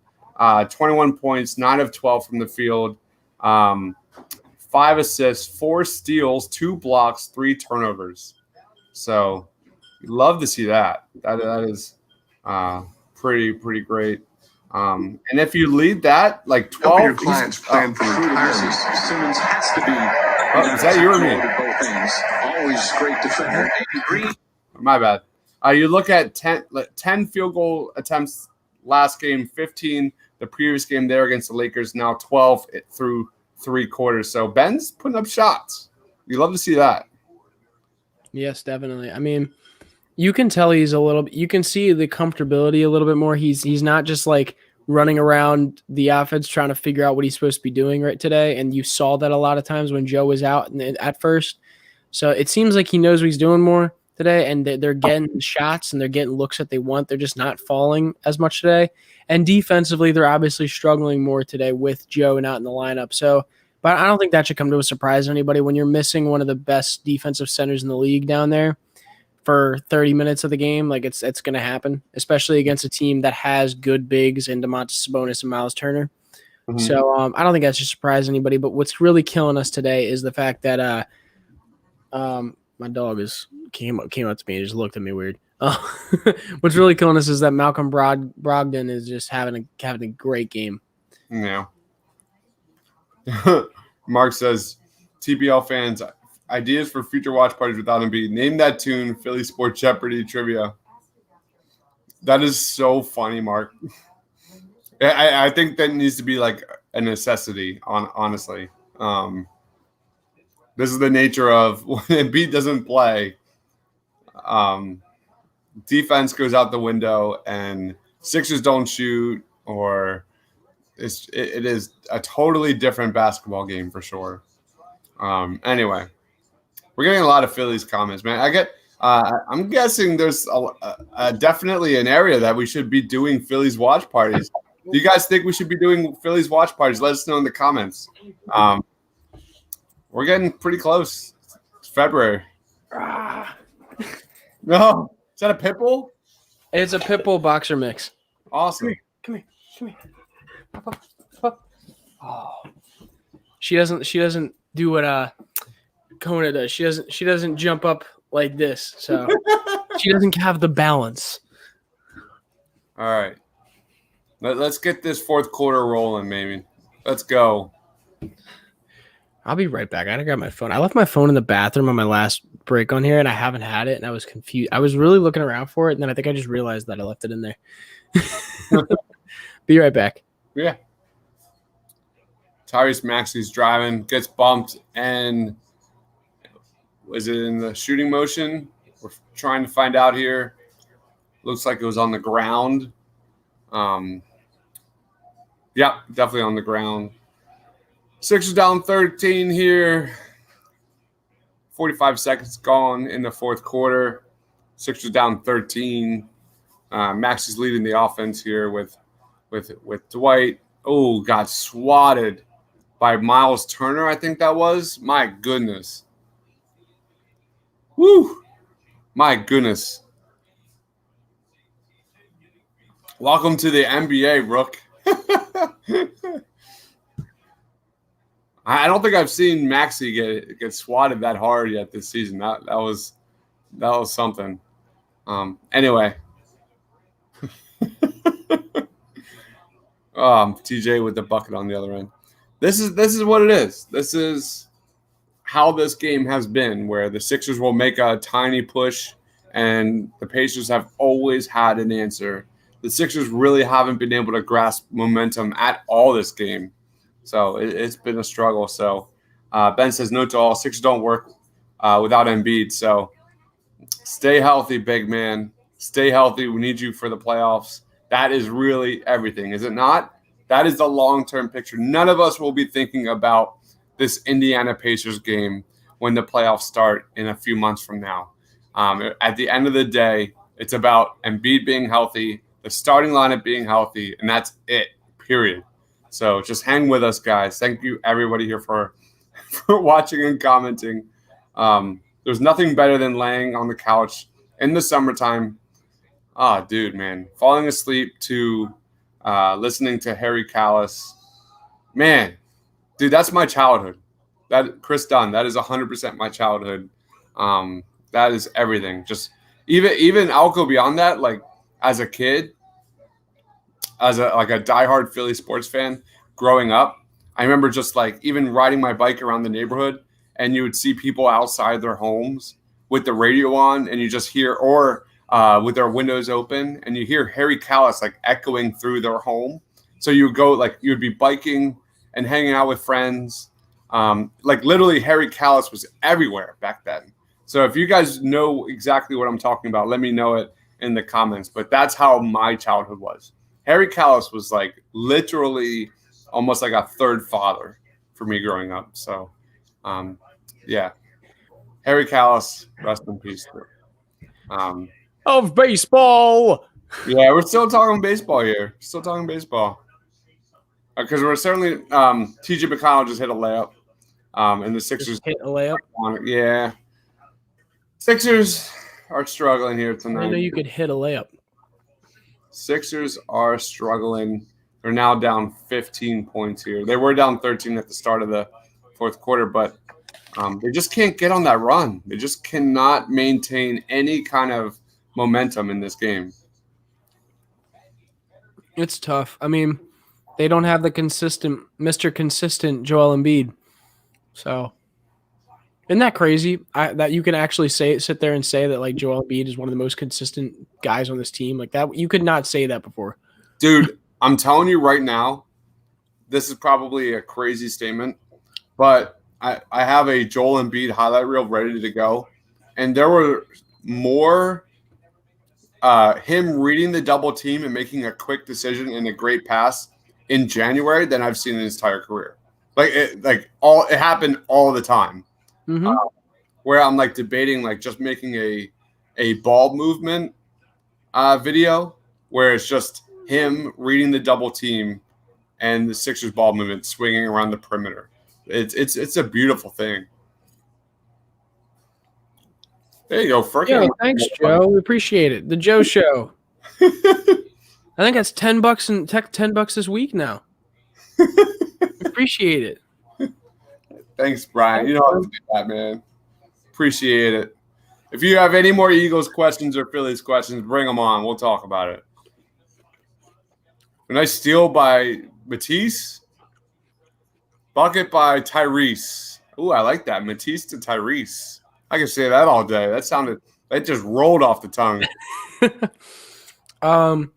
Soon it'll be rolling off the tongue for the Bulls if we get Zach LaVine.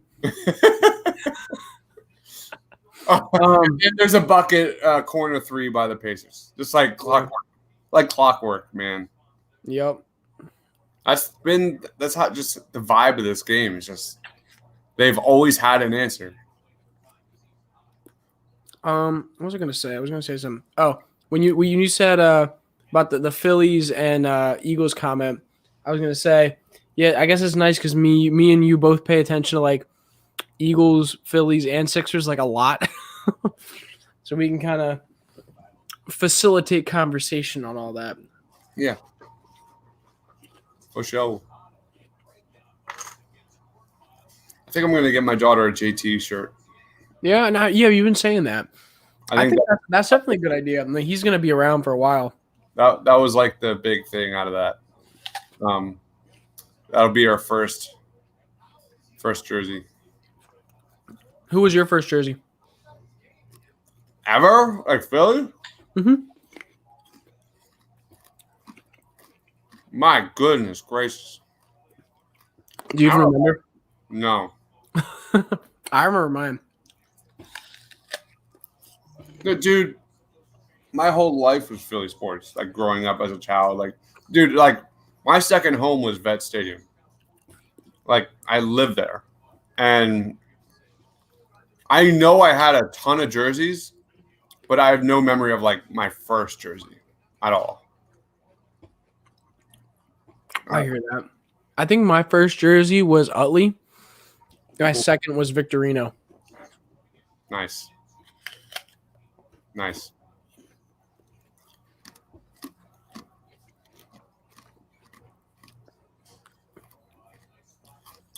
right, Thybulle. Matisse Thybulle, little hook. No. I see Thybulle. Again, this game's not out of reach yet. We're still in striking distance. Oh, no. Do not say Patrick's now hurt. That cannot happen. Yeah, two offensive fouls from the Pacers on two offensive possessions. One on Tyrese Maxey drawing a charge, and two on Matisse Thybulle drawing a charge as well. Man, the Flyers have been hit by that Eagles injury bug early on. Coots is out. Phil Mine. Oh, Matisse, you got to finish that, bro. They cannot afford another injury. Charge again. Nicely done. That's what I'm talking about. Yeah, Matisse had that was a nice heads up play on Matisse right there. Chris Dunn says first jersey was Rick Tocchet. Man, that is That's a great. You're gonna be sad / happy about what you're gonna see in the next 30 seconds. Oh God. I think you can guess what I mean when you say. I think you can guess what I mean when you see who's on the court right now. Yeah, I got it.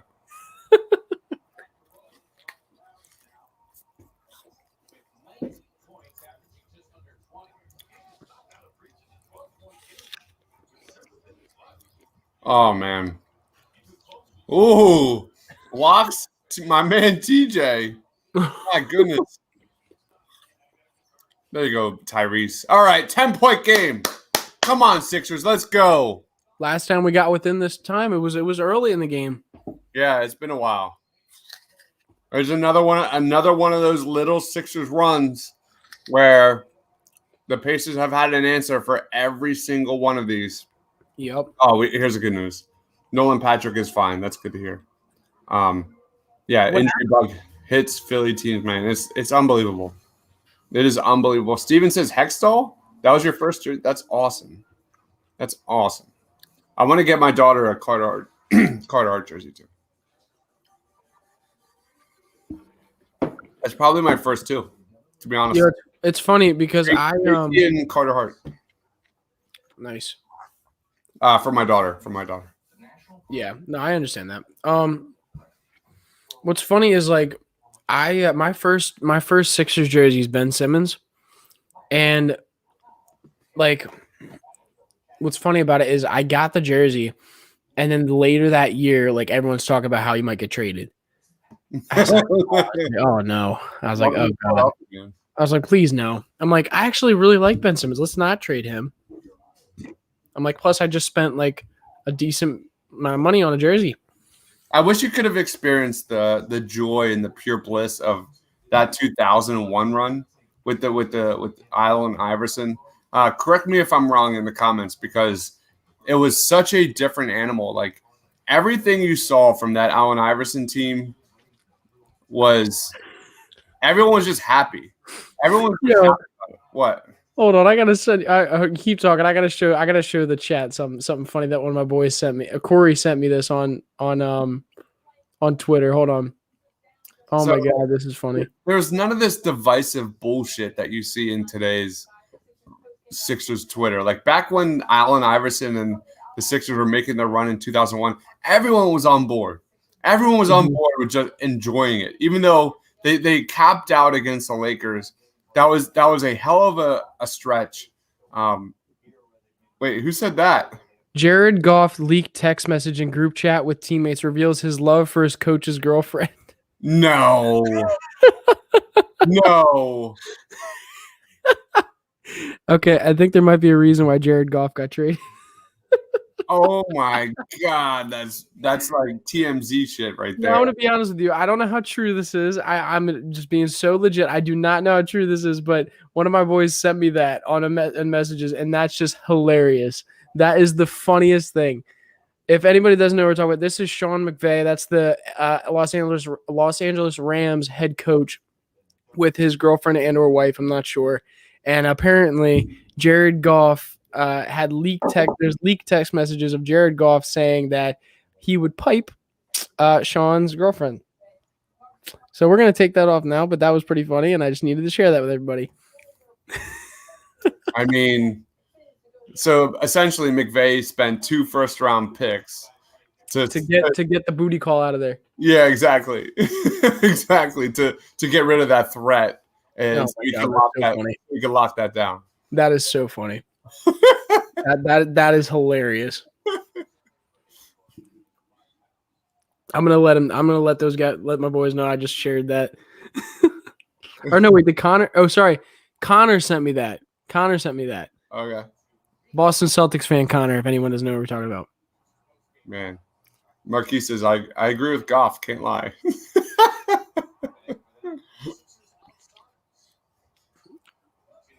Nice block by Matisse. I really hope that's true, because if it is, that's hilarious. Yeah, that's great. And if it's not, that's an amazing meme, and that's amazing. Here we go, baby. Let's go. Down 8. Run. Led by Matisse Thybulle's defense. And Tobias Harris's offense. Mm-hmm. Score is 106-98. 5.5 minutes left to go. Oh, Tobias Harris, 23 points, 9 of 17 from the field. Obviously not amazing when it comes to efficiency, but definitely like when Embiid's out of the game, you need people shooting efficiently. But I mean, he's carrying the team right now offensively.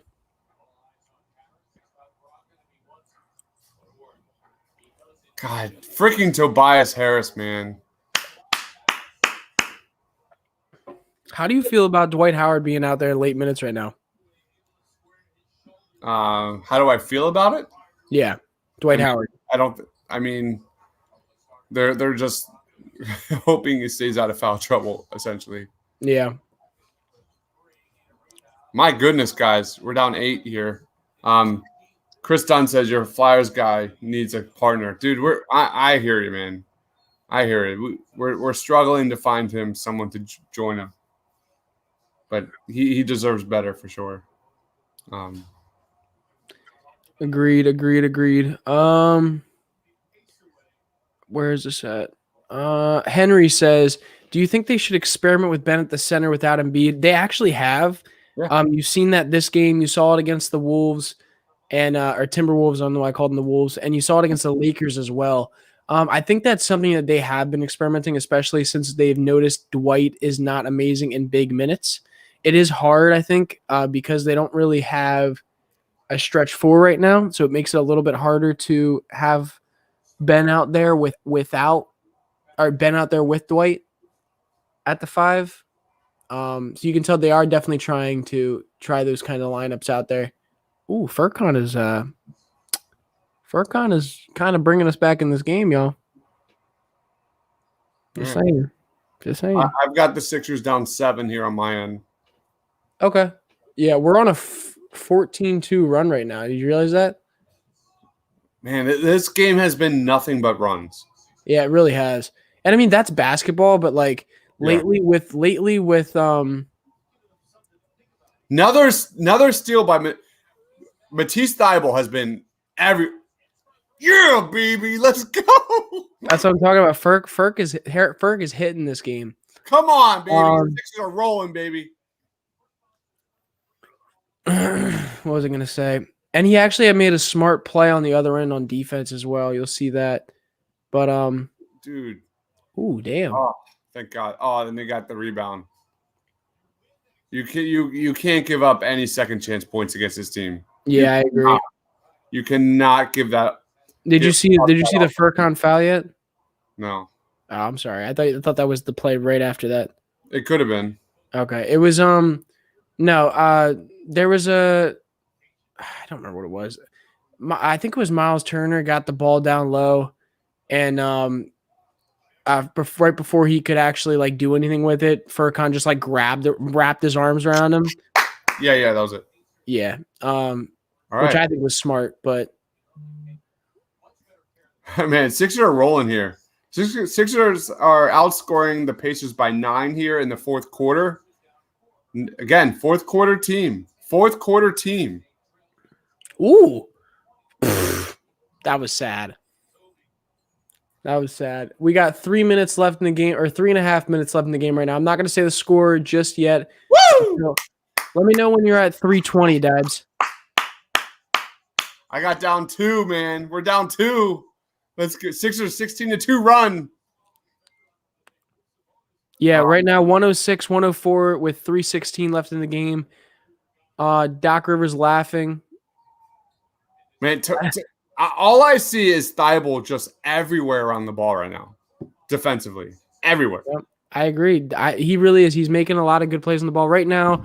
Refs, zebras, or whatever. What do we want to call them? What do we call refs? Sure, we'll call them refs. Miles Turner giving a hard foul to Dwight Howard in the paint, and they're going to check out the film. Right? Do you see the replay of Dwight Howard? Miles Turner tried to help up Dwight Howard off the ground, and Dwight crossed his arms on his chest and just looked at him like, hell no, bro. What you doing? Right. What you doing? Ben Butler with dropping some facts here. Thybulle rules in his own, 100%. He does. And if you guys didn't know this, Thybulle played a lot of zone down in college, and he will even say that's a good amount of the reason why in Washington he had so much success and broke so many records. I just saw it. That is so funny. That's a big reason why he was so successful at the college level when it came to defense, is because he is such a disruptor. What are you doing? Oh, okay. Bye, Dibs. Be right back. But yeah, so he definitely Cool Kids TV. The score right now is 106-104 Indiana with 3 minutes and 16 seconds left. It's right now they're replaying a foul that Miles Turner had on Dwight in the paint, and it seems like I'm not sure whether or not it's going to be a flagrant or whether it's a regular foul. I have not seen it come up on the screen yet, and I do not have it. Here, let me try to listen to it for a second. I don't know what they did. The Pacers guys are shaking their heads.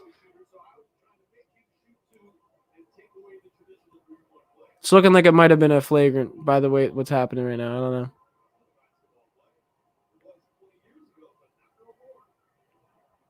Yeah, flagrant foul for Miles Turner. Not that it matters because Dwight cannot shoot free throws, but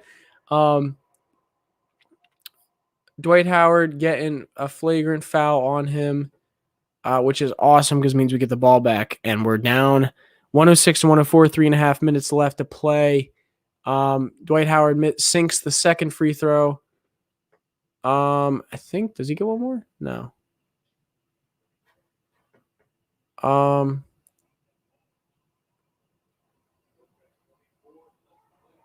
right, I'm back. Okay, so yeah, they called a flagrant foul on Miles Turner. So Okay. Dwight got 2 free throws. We get the ball back. Nice. Flagrant on who? 106, 105. 3 minutes left in the game. We're getting down to the wire, everybody. And it's looking good. Oh, come on.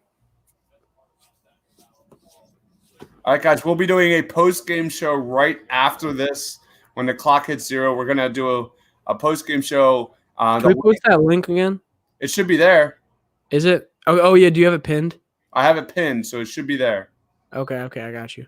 So, yeah, guys, go check that out, please. We really appreciate that. That is not the – if you were here prior, we used to do the post-game show on here and then split the video. Now what we're doing is we have a completely different video up on the channel. So make sure you go and switch over to that video when we're done. We'll make sure before we leave to link that again in the chat so you guys can get over there.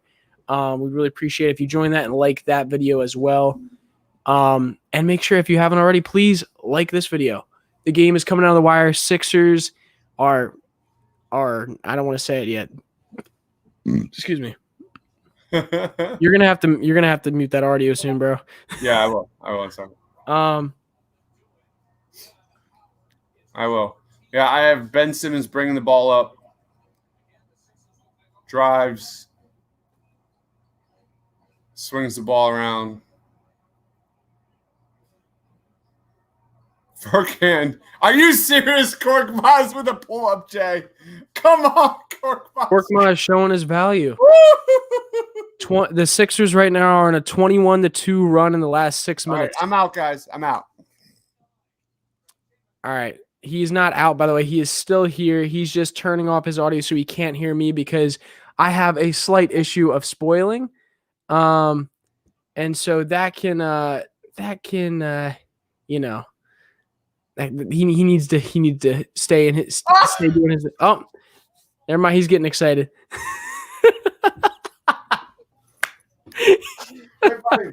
Oh my goodness. Oh my goodness. Right now we got 1:47 left in the game. Sixers up 109-107. Miles Turner at the line, at the free throw line. So listen, this is freaking Korkmaz. This is and Marquise, I agree. We need to get a stop here. Nadir, where are you at, Nadir? We need you, Nadir. If anyone doesn't know, Nadir is a big Furkan Korkmaz fan, and so that's what he's talking about. Ben knows. Oh my goodness. Tobias Harris has the ball at the top, dribbling in on a Dwight Howard screen, tosses it to Matisse Thybulle in the corner. Matisse drives in with the layup and the foul. Matisse layup going in, crossing the key, gets a nice little floater, and looks like we may have this game. We get a score 111-108 with a little over a minute left in the game. Matisse Thybulle coming in clutch with the defense and the offense at the end of the game with Furkan. Who could have thought that today? Joel Embiid out and Furkan and Matisse coming in to save the day, man. Crazy. TJ McConnell has the ball in clutch time for them. Matisse Thybulle tips the ball out, and Dwight Howard gets the steal. And I think dive to seeing Matisse's play right now. If you didn't know, Dive is a little bit behind me.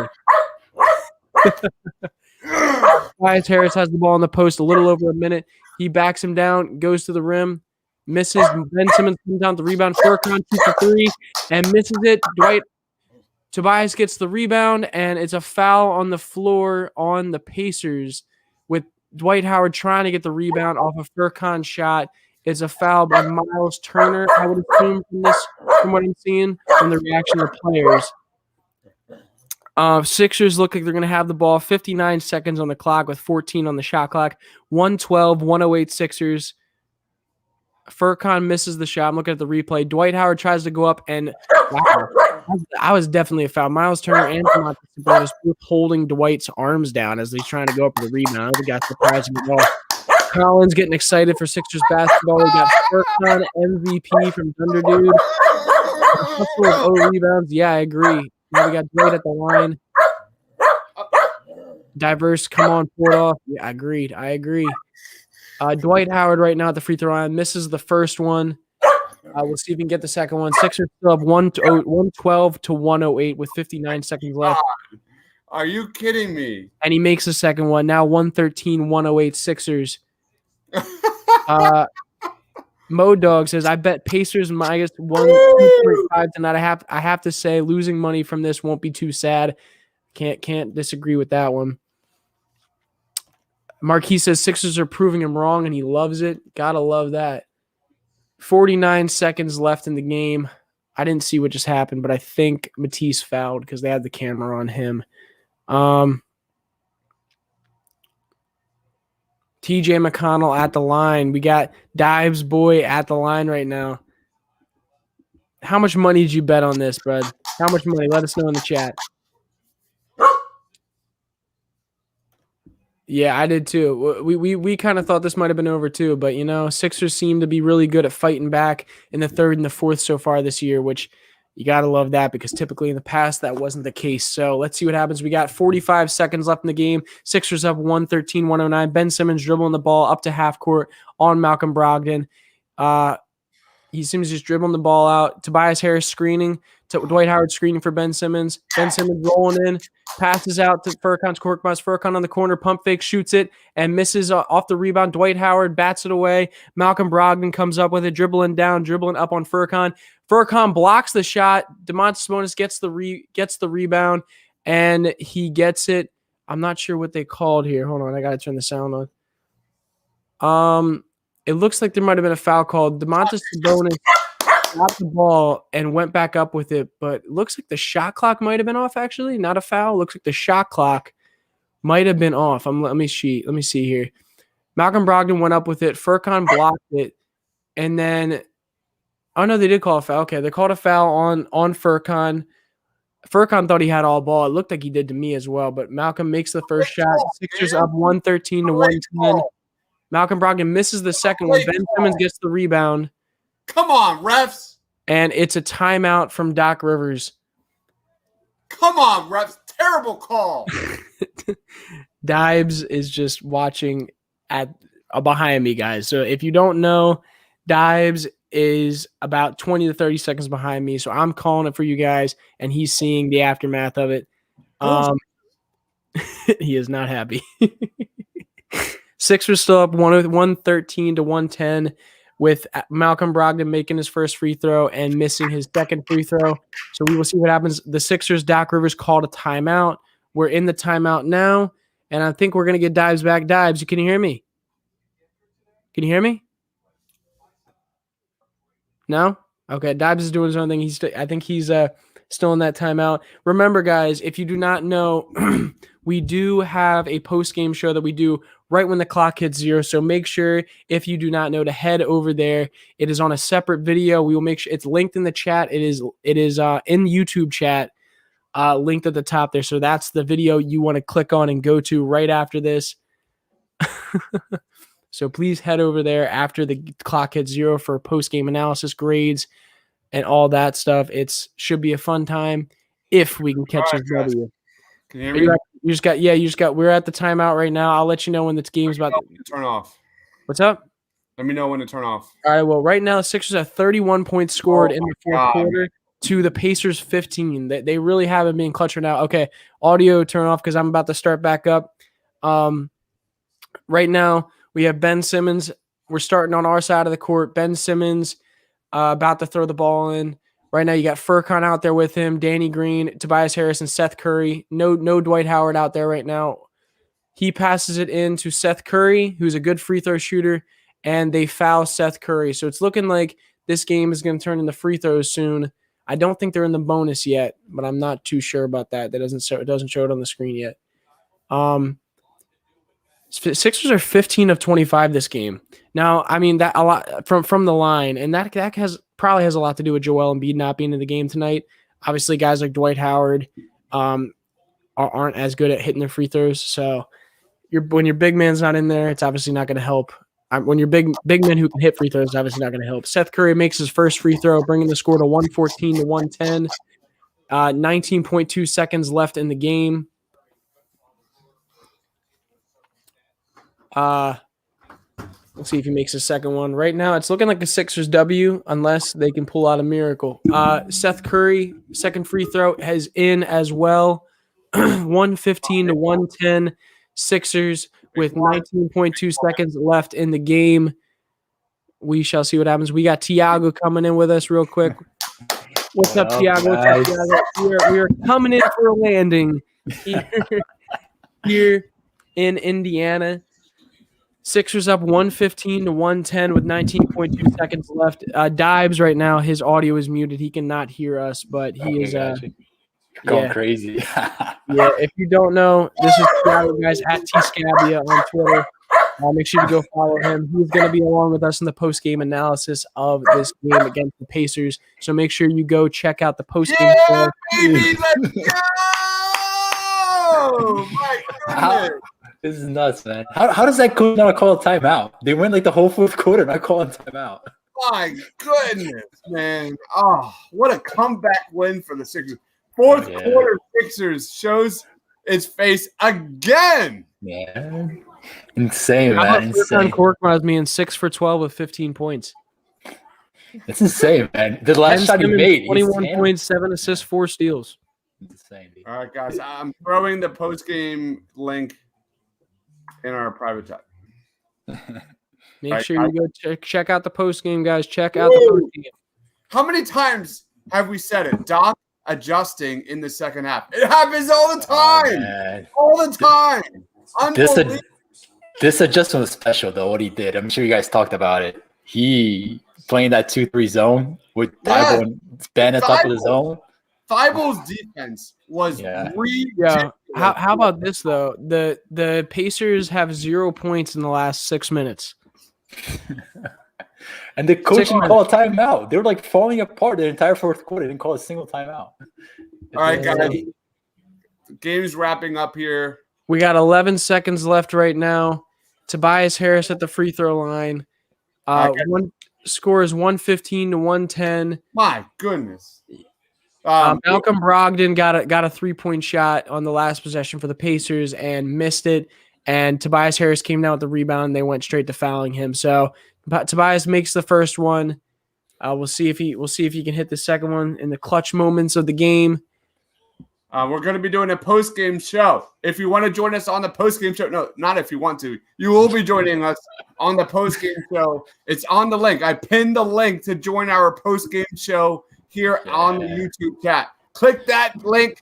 Hit that like button. We'll be joining that really when this game hits 0. So, guys, stay with us. We're going to be talking top takeaways, player of the game, team grades. You got it, man. Let's go. Real quick. Check this out.